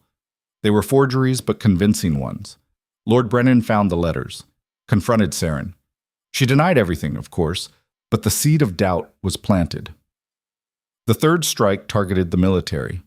Captain Thorne had survived the battle at Haven's End. He'd returned to the capital broken and defeated. Lyra sent him a message through intermediaries. A simple question. Did you ever wonder how the old king really died? Accompanied by medical records showing traces of poison in his father's body. Records that had been hidden, buried. Records that Iris had found through very creative magic. Thorne began asking questions. Quietly at first, then louder. The fourth, fifth, and sixth strikes came in rapid succession. Supply lines disrupted. Propaganda posters altered to show Saren's crimes. Prisoners freed from dungeons with stories of torture and false accusations. Each action small, each action targeted, each action designed to make people question. And it was working. Lyra heard the reports through her scouts, whispers in the capital, nobles turning on each other, soldiers deserting, the Mage Council demanding answers. Saren's grip on power wasn't broken yet, but it was cracking. She's panicking, Iris reported after one of her scrying sessions. She's executing people for treason, arresting nobles on suspicion, making everything worse. Good, Lyra said. Let her destroy herself. But Ronan wasn't convinced. She's also consolidating forces, pulling troops back to the capital. She's turning it into a fortress. Then we'll tear down the fortress. With 300 people? With the truth. The breakthrough came 6 weeks into their campaign. Iris was scrying, monitoring the capital as she did every night, when she suddenly gasped. You need to see this. See, she projected the image for everyone to see. The palace throne room. And there, standing before Saren, was Captain Thorne. You poisoned the king, Thorne said. His voice was steady, cold. Your own father. Saren sat on her throne, looking regal and composed. But Lyra could see the tension in her shoulders. That's a treasonous accusation, Captain. Is it treason to speak truth? I found the records. The real ones, not the ones you altered. You killed him because he wouldn't name you heir, because he chose Lyra instead. Thorne drew his sword, not to attack, just to show he wasn't backing down. And then you killed Lyra too. My sister died in an assassination. Your sister survived a fall from the tower because you pushed her. Thorne's voice rang through the throne room. Guards stood frozen, unsure what to do. I know because I went back, examined the scene, the angle of impact, the blood patterns. It wasn't an assassin. It was you. Saren stood slowly. You're calling your queen a murderer? I'm calling a murderer a murderer. The queen title? You stole that. For a moment, no one moved. The throne room was absolutely silent. Then Saren raised her hand and magic crackled around her fingers. Thorne was fast, but Saren was faster. Lightning struck him in the chest. He went down hard, smoking. Anyone else want to question me? Saren asked the assembled guards and nobles. Anyone else want to commit treason? No one answered. They just stared at Thorne's body, at their queen who'd just murdered one of the kingdom's greatest heroes for telling the truth. And Lyra knew this was the moment, the tipping point. We need to move now, she said to Iris. Can you broadcast this? Make sure everyone sees what just happened? Already on it. Iris's hands moved in complex patterns. The scrying spell expanded, multiplied, split into dozens of separate projections. Every major city, every garrison, every noble house. They're all seeing this right now. Lyra felt the mate bond pulse with Ronan's understanding. This was it. The spark that would ignite the fire. Gather everyone, she told him. We march on the capital, tonight. We're still outnumbered 5-1. We won't be by the time we get there. She was right. They moved through the barrens with 300 fighters. By the time they reached the borderlands, they had 500. Word was spreading faster than they could travel. The Phantom Queen was marching, The true heir was coming home. At the edge of the Eastern Territories, a garrison of 200 soldiers met them. Lyra prepared for battle. But the garrison commander dismounted and knelt. "We serve the rightful queen," he said, "not the murderer on the throne." 700 fighters became 900. At the merchant city of Crossroads, the entire town guard joined them, 1,200. At the river fortress of Iron Gate, 3 military companies defected, 2,000 fighters, real soldiers, trained and equipped. And everywhere they went, the story spread. Seren had murdered her father, had murdered her sister, had murdered Captain Thorne for speaking truth. The kingdom was turning against her. But Seren wasn't done yet. They were 2 days from the capital when the ambush hit. 1,000 soldiers, all wearing black and silver. Elite units. Magic users at the back. And leading them, riding a horse armored like a weapon, was someone Lyra hadn't expected. Commander Vex, the woman she'd humiliated and sent home with a message. She looked different now, harder, meaner, and very, very angry. "Phantom Queen!" Vex shouted across the battlefield. "You made a mistake letting me live." Lyra rode forward on a horse they'd acquired somewhere along the march. Ronan stayed close beside her. Behind them, 2,000 fighters stood ready. "I make a lot of mistakes," Lyra called back, "but that wasn't one of them. I let you live so you could deliver a message. Did Seren get it?" "She got it, and she sent me to deliver one back." Vex drew her sword. "Die!" The armies clashed like thunder. Lyra had numbers now, but Vex's troops were better trained, elite. They cut through her front lines with brutal efficiency.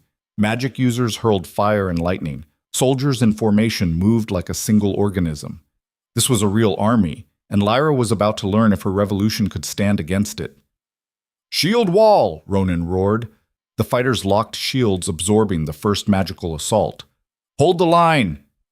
Lyra shifted mid-charge, her wolf form tearing into enemy ranks. The mate bond guided her, showing her where Ronan fought, where he needed support. They moved together like they'd been doing this for years instead of months. Kale led a flanking maneuver, taking archers around the enemy's side. Mira and her daughter fought in the center, holding ground that should have been impossible to hold. Garrett, old and scarred, used his walking stick like a weapon and dropped 3 soldiers before they even knew he was dangerous. But they were losing. Slowly but inevitably, Vex's forces pushed them back. Then the ground shook. Not an earthquake, something else, something worse. From the north, like a wave of darkness, the rogue army appeared. The same pack that had saved them at Haven's End. Thousands of them, howling and savage and absolutely terrifying. The yellow-eyed Alpha led them, grinning like this was the best day of his life. "You're welcome!" he shouted at Lyra as his wolves slammed into Vex's flank. "I didn't ask for your help," Lyra shouted back, but she was grinning too. "Yeah, well, I like you. Get over it." The tide turned. Vex's army found itself surrounded, outnumbered. Magic users tried to retreat, but Iris was there, counterspelling, neutralizing their power. Soldiers broke formation, ran. Vex fought to the end. When her army was defeated, when she stood alone and bleeding, she still raised her sword at Lyra. "You won't take the capital," she said through blood-soaked teeth. "Seren has 4,000 soldiers inside those walls. Magic users, siege weapons. You'll die on those gates." "Maybe," Lyra said. "Or maybe your soldiers will realize they're fighting for a tyrant and open the gates themselves." She knocked Vex unconscious and moved on. They reached the capital the next morning. The walls stood high and imposing, just as Lyra remembered from childhood. Beautiful and deadly. Home. 4,000 soldiers lined those walls, archers, magic users, everything Vex had promised. Lyra's army, now nearly 3,000 strong with the rogues and deserters, spread out across the field. Not attacking, just waiting. "What now?" the rogue Alpha asked. He'd introduced himself as Fenrir at some point, though Lyra suspected that wasn't his real name. "We rush the gates?" "No, we wait." "Wait for what?" "For them to open," Fenrir laughed. "You're crazier than I thought." But Lyra wasn't crazy. She was counting on 6 weeks of careful planning, 6 weeks of planting doubt, 6 weeks of showing the kingdom who Seren really was. The sun climbed higher. Hours passed. Lyra's army waited. The tension was unbearable. Then, finally, movement on the walls. A figure appeared wearing the insignia of a high-ranking officer. He looked down at Lyra's army, then at the gates, then at something behind him that Lyra couldn't see. He made a decision. The gates opened. Not all the way, not an invitation, but enough to show that the capital's defenders weren't united, enough to show that cracks were forming. A small group rode out under a white flag. Noble families, military commanders, even a few mages. They approached Lyra's position and dismounted. An elderly woman stepped forward, Lady Helena, head of the oldest noble family in the kingdom. Lyra had known her as a child. She'd been kind then. She looked tired now. Princess Lyra, Helena said, and just hearing someone use that title made Lyra's throat tight. We've seen the evidence. We've heard the testimonies, and we watched Queen Seren murder Captain Thorne for speaking truth. She knelt slowly, her old bones protesting. The throne is yours. It always was. We were blind. Forgive us. One by one, the others knelt. Military commanders, nobles, mages. Behind them, on the walls, more soldiers lowered their weapons. Not all of them, but enough. Lyra looked at Ronan. The mate bond hummed with shared understanding. They'd done it. Against impossible odds, they'd actually done it. Get up, Lyra said to Helena. All of you. There's nothing to forgive. You were lied to by someone you trusted. That's not your fault. But we let it happen, Helena said. Let innocent people die. Let her destroy settlements. And now you're making it right. That's what matters. Lyra looked past them at the capital, at the walls, at the palace where she'd once lived. But Serene's still in there. She won't give up the throne willingly. Most of the soldiers inside have abandoned her, one of the commanders said.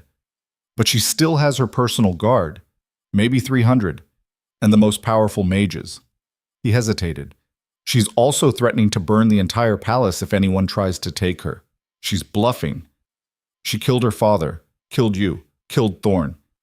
Helena shook her head. She's not bluffing.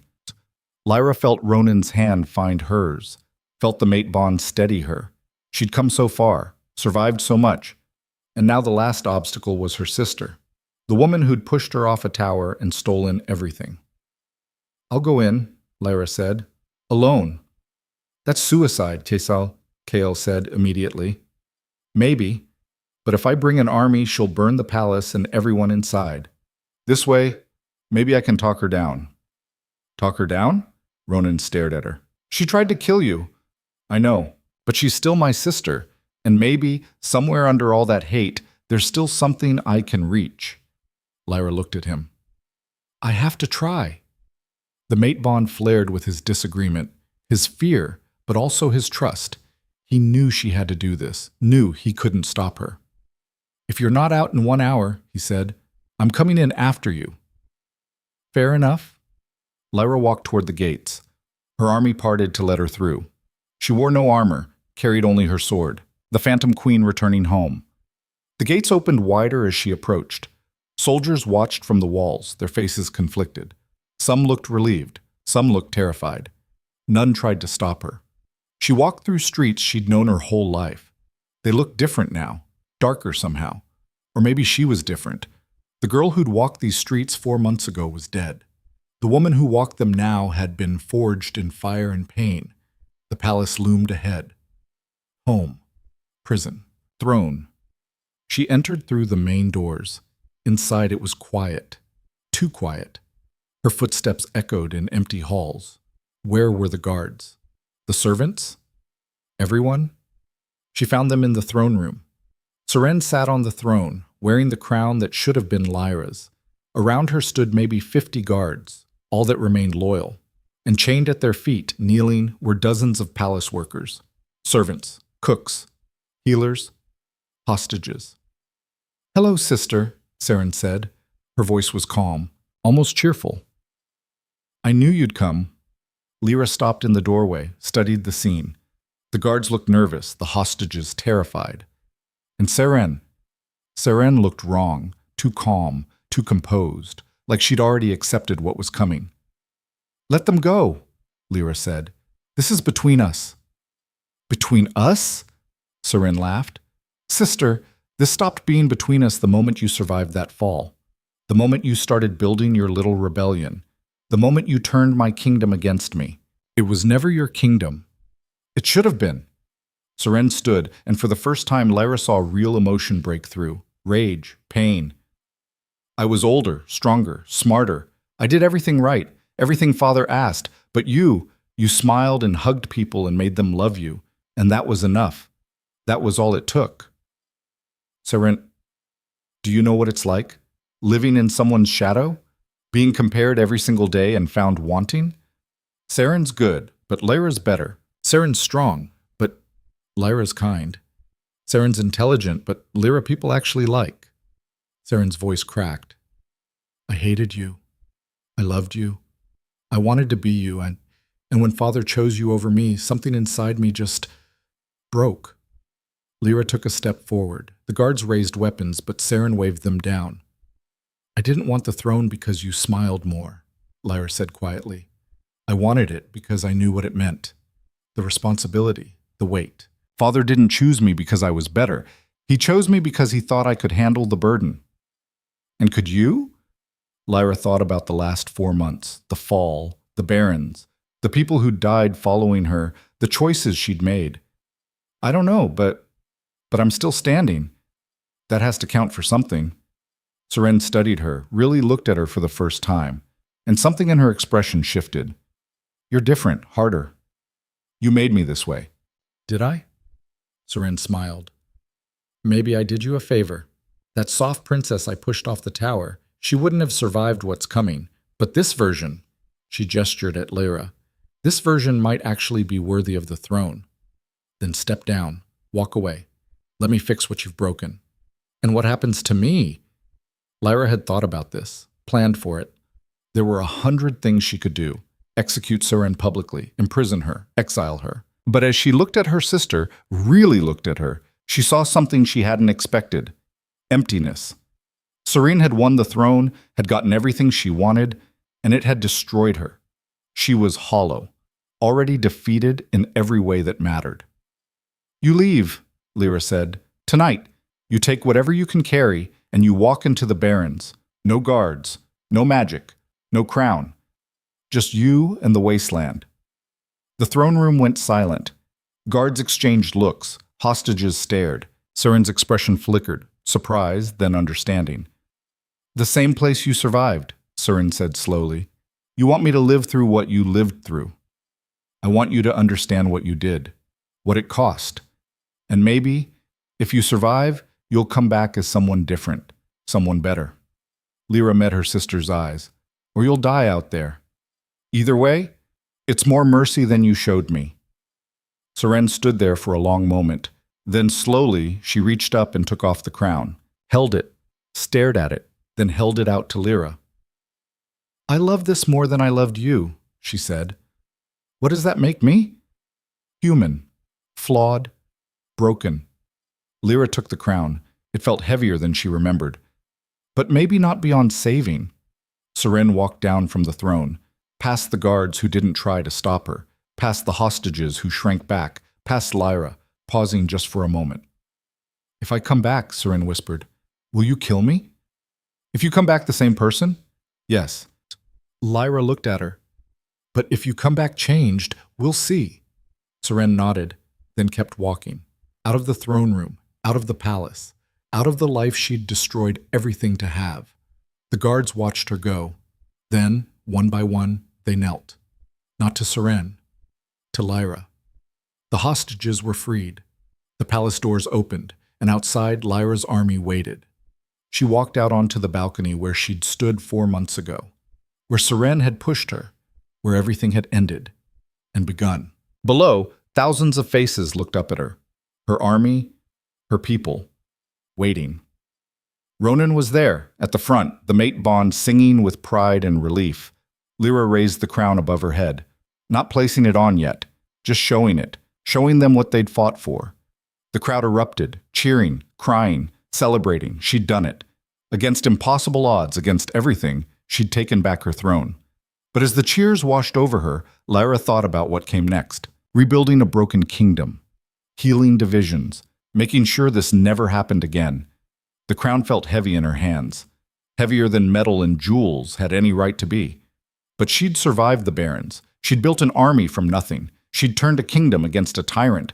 She could handle this. Lyra placed the crown on her head, not as the soft princess who'd died 4 months ago, as the phantom queen who'd been forged in fire. And the kingdom bowed. The crown sat on her head like a question she hadn't answered yet. Lyra stood on the balcony as the sun set, watching her army celebrate below. They'd set up camps in the palace grounds, lit fires, shared whatever food they had. Somewhere, someone had found instruments. Music drifted up, rough and unpolished, but joyful. "You should be down there," Ronan said from behind her. She didn't turn, just kept watching. "I don't know how to be their queen." "You already are." "I know how to survive, how to fight, how to make people follow me into battles that might kill them." Her hand touched the crown. "But ruling? Building something instead of tearing it down? I have no idea where to start." Ronan moved beside her. The mate bond hummed warm and steady between them. "Then we figure it out together." "You didn't sign up for this. Being king, rebuilding a broken kingdom. I signed up for you. Everything else is just details." He turned her to face him. 4 months ago, you fell off a tower. You should have died. Instead, you built an army, started a revolution, and took back your throne. If you can do that, you can do anything. Lyra wanted to believe him, but the weight of what came next pressed down like the crown itself. The kingdom was fractured. Seren had executed dozens, maybe hundreds of innocent people. Noble families were turning on each other. The military was split. And somewhere out in the barrens, her sister was either dying or learning to survive. "One thing at a time," she said, as much to herself as to Ronan. "First, we deal with the immediate threats. Then, we rebuild." A knock interrupted them. Kael entered, looking exhausted but alert. "We've got a situation." Of course they did. "What now?" Lyra asked. "The noble families want an audience. All of them. Tonight. They're saying they need clarity on, well, everything." Lyra exchanged a glance with Ronan. This was it. The first real test. Not a battle she could fight with swords or strategy, but politics. The thing she'd spent her whole life preparing for and still felt completely unready to handle. "Tell them I'll see them in the throne room. 1 hour. After Kael left, Ronan caught her arm. "You need to change. Get cleaned up. Look like a queen." Lyra looked down at herself. He was right. She wore travel-stained clothes, her hair was a mess, and she probably smelled like the barons. Not exactly regal. "I don't have anything to wear. Seren probably burned all my old clothes." "Then we improvise." 30 minutes later, Lyra stood in what used to be her chambers. Someone had found clothing that sort of fit. A dark blue dress that was too long but could be pinned. Mira and her daughter helped, working quickly and efficiently. "You look like a queen," Mira said, stepping back to admire their work. Lyra looked in the mirror and barely recognized herself. The soft princess was gone. The woman staring back had scars on her hands, lean muscle in her shoulders, and eyes that had seen too much. The dress tried to make her elegant, but it couldn't hide what she'd become. "I look like I'm playing dress-up," Lyra said. "Good." Mira adjusted the crown on Lyra's head. "Queens shouldn't look comfortable. They should look like they're carrying the weight of a kingdom, which you are." The throne room was packed when Lyra entered. Every major noble family had sent representatives. Military commanders stood along the walls. Mages gathered in one corner, watching everything with unreadable expressions. And at the front, Lady Helena waited with a council of elders. Lyra walked to the throne. Sat. The crown felt wrong. The throne felt wrong.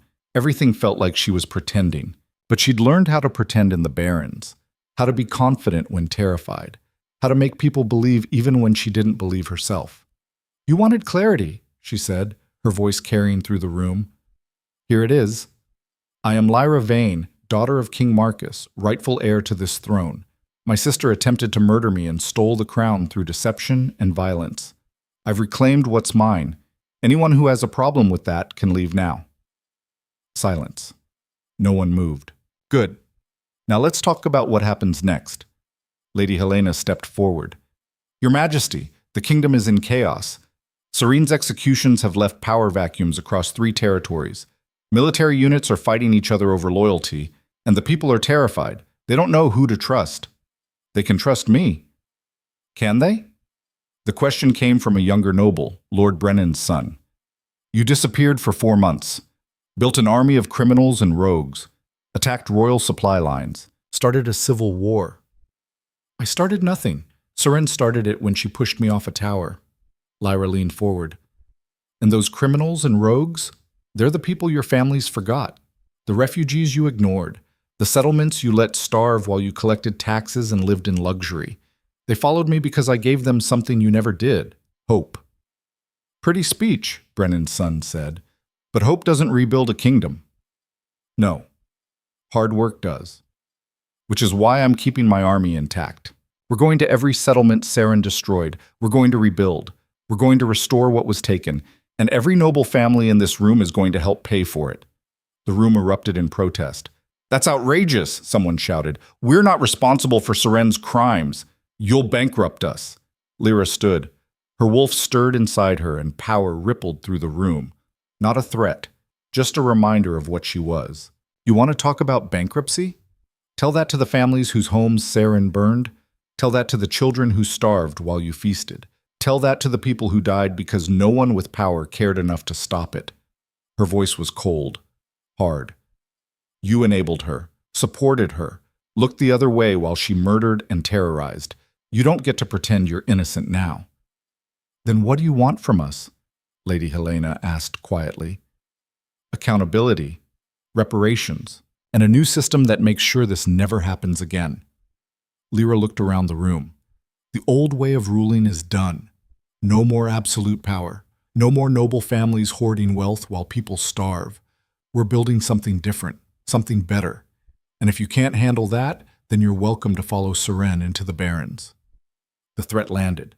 People shifted uncomfortably, but no one left.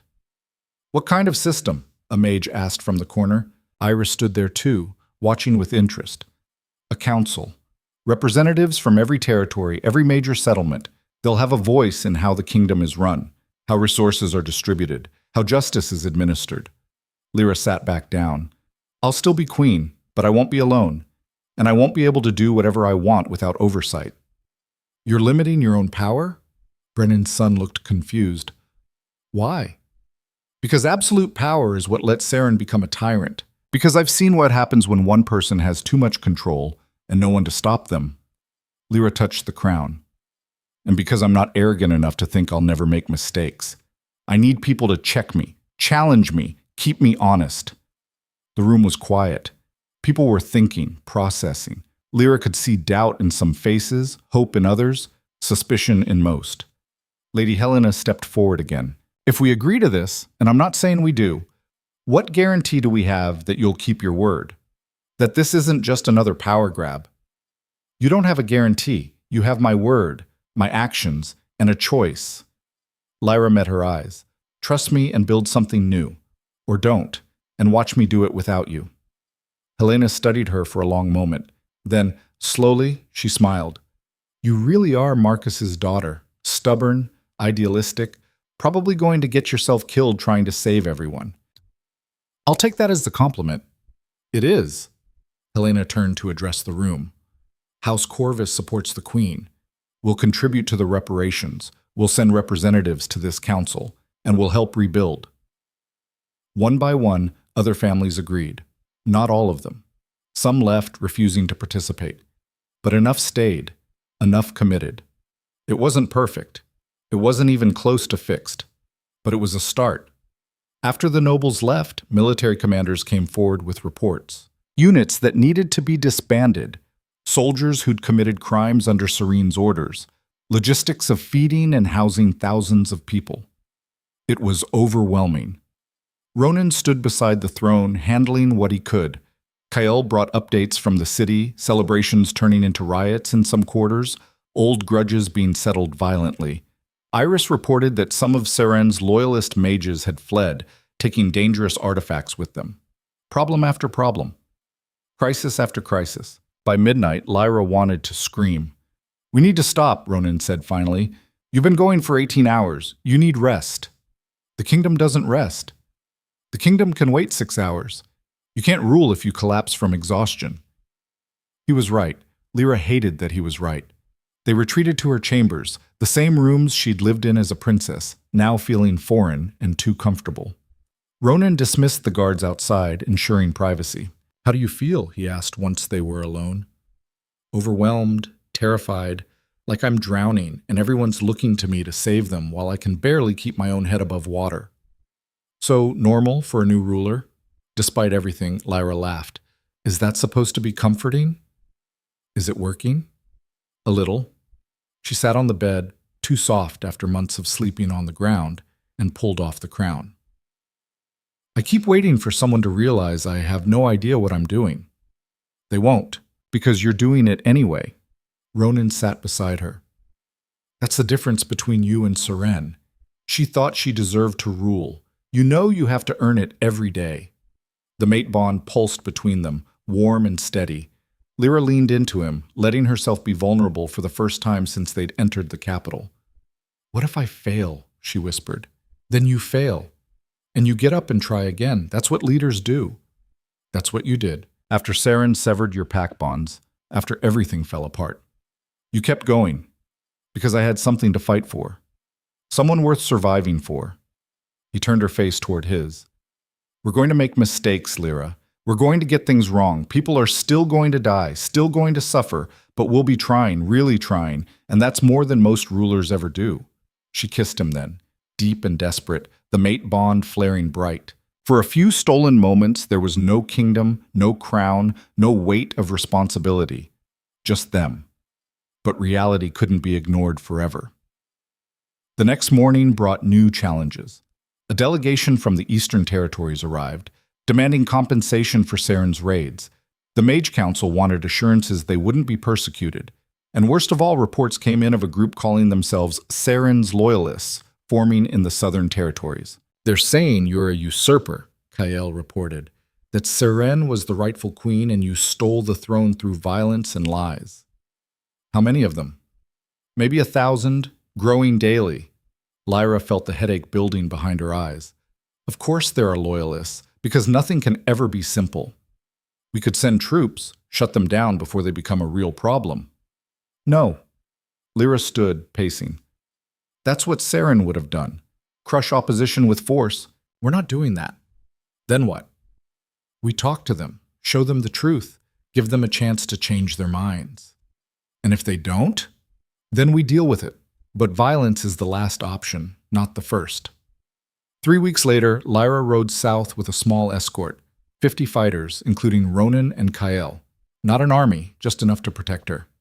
The Loyalists had set up camp near the border territories, in a valley that offered good defensive positions. When Lyra approached under a white flag, they met her with weapons drawn. "That's close enough," someone shouted. A woman, middle-aged, with the bearing of a former soldier. "State your business." "I'm Lyra Vane. I came to talk." "You came to arrest us, you mean?" "If I wanted to arrest you, I'd have brought an army. I brought 50 people in a desire to understand why you're supporting a woman who murdered her own father." That got a reaction. Muttering, uncomfortable shifting. The woman stepped forward. "I'm Captain Vera. I served under Queen Seren for 2 years. She was a good leader, strong, decisive. She was also a murderer. So they say. But I never saw her kill anyone who didn't deserve it. Traitors, criminals, people who threatened the kingdom. She killed Captain Thorn. You heard about that?" Vera's jaw tightened. "I heard rumors, magic tricks, illusions designed to make her look bad. It wasn't an illusion.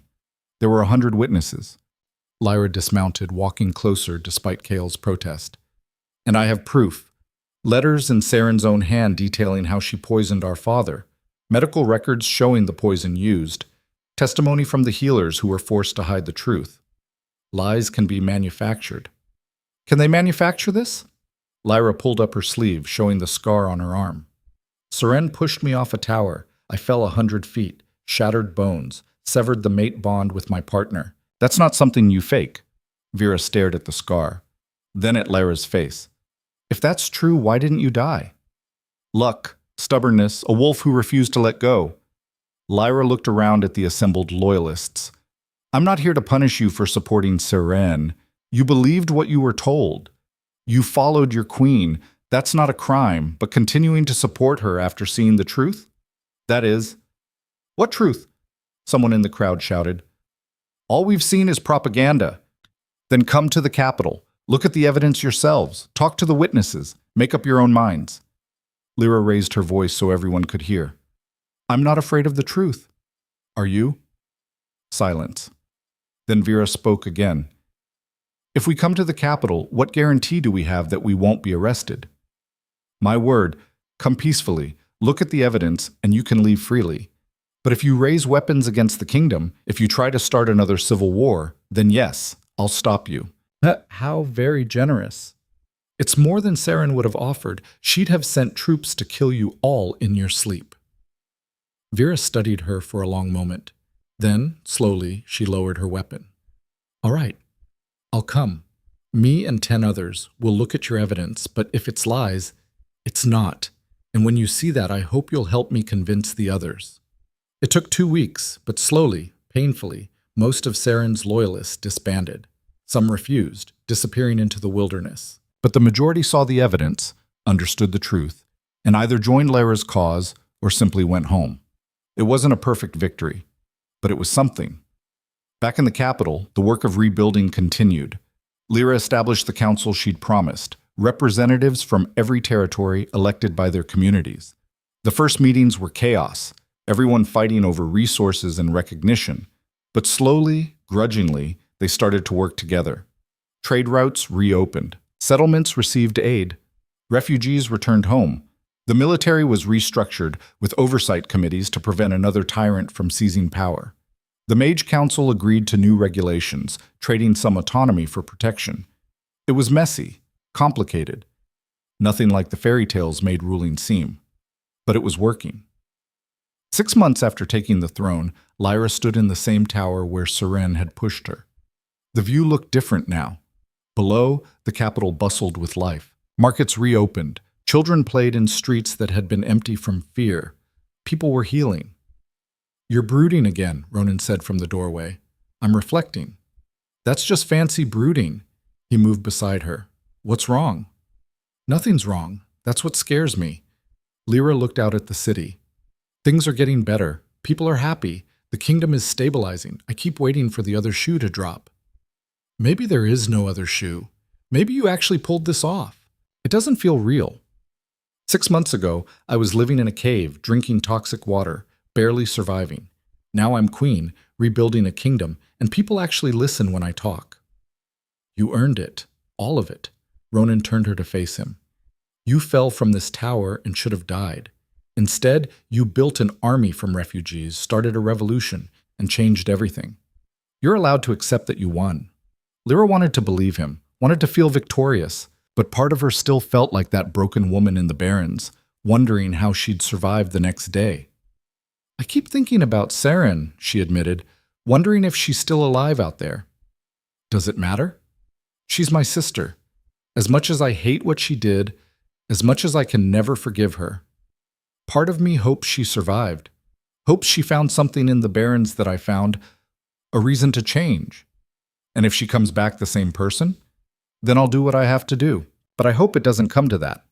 A messenger interrupted them, bringing news that made Lyra's heart skip. Your Majesty, there's someone at the gates. They say they need to speak with you, urgently. Who? The messenger hesitated. She wouldn't give a name, but she said you'd know her. She said to tell you she survived the Barrens, and she's ready to face what comes next. Seren. Lyra and Ronan rushed to the gates. A crowd had already gathered, guards keeping them back. And there, standing in torn clothes, with sun-darkened skin and hollow eyes, was Seren. She looked nothing like the queen who'd sat on a stolen throne. She looked broken, rebuilt, different. Hello, sister, Seren said quietly. Lyra stared at her. 6 months in the Barrens, 6 months of the same hell Lyra had survived. What had it done to her? Why did you come back? Lyra asked. Because I was wrong, about everything. Seren's voice was raw. I thought I wanted the crown, thought it would fill the emptiness inside me. But all it did was destroy me. The barons taught me that. Surviving there, alone, with nothing but my thoughts and my guilt. She shook her head. I came to face justice. Whatever you think I deserve, I'll accept it. The crowd murmured. Some called for her death, others for mercy. Lyra felt the weight of the decision pressing down. You killed our father, Lyra said. Killed innocents, destroyed lives. Why should I show you mercy? You shouldn't. I don't deserve it. Seren met her eyes. But you're not me. You're better. You always were. And maybe that's why Father chose you, because he knew you'd make the hard choices, the right choices, even when they hurt. Lyra looked at Ronan. The mate bond pulsed with his support, his trust in whatever she decided. She looked at the crowd, her people, waiting to see what kind of queen she'd be. Mercy or justice? Compassion or punishment? She thought about the tower, the fall, the months of pain and survival, the people who died because of Serene's choices, the kingdom that had almost been destroyed. And she thought about what kind of ruler she wanted to be. You'll stand trial, Lyra said finally, a public trial, every crime detailed, every victim heard. You'll face the council, the people, and me, and they'll decide your fate, not me, them. That's more than fair. It's more than you deserve. But it's what justice looks like. Real justice, not revenge. The trial took 3 weeks. Every day, witnesses came forward.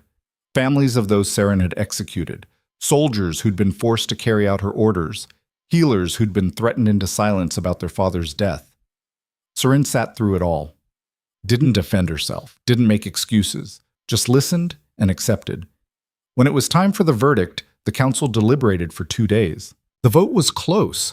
Some wanted execution, some wanted life imprisonment, some wanted mercy.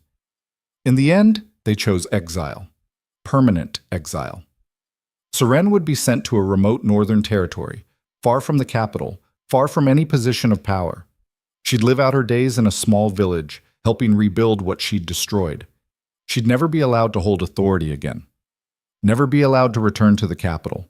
It wasn't death. It wasn't freedom. It was something in between. I can live with that, Seren said when they told her. Before she left, Lyra visited her one last time. They stood in a private chamber, guards just outside. I'm sorry, Seren said. I know it doesn't fix anything, doesn't bring back the dead, doesn't undo the harm, but I am sorry. I know. Lyra felt tears burning behind her eyes, but refused to let them fall.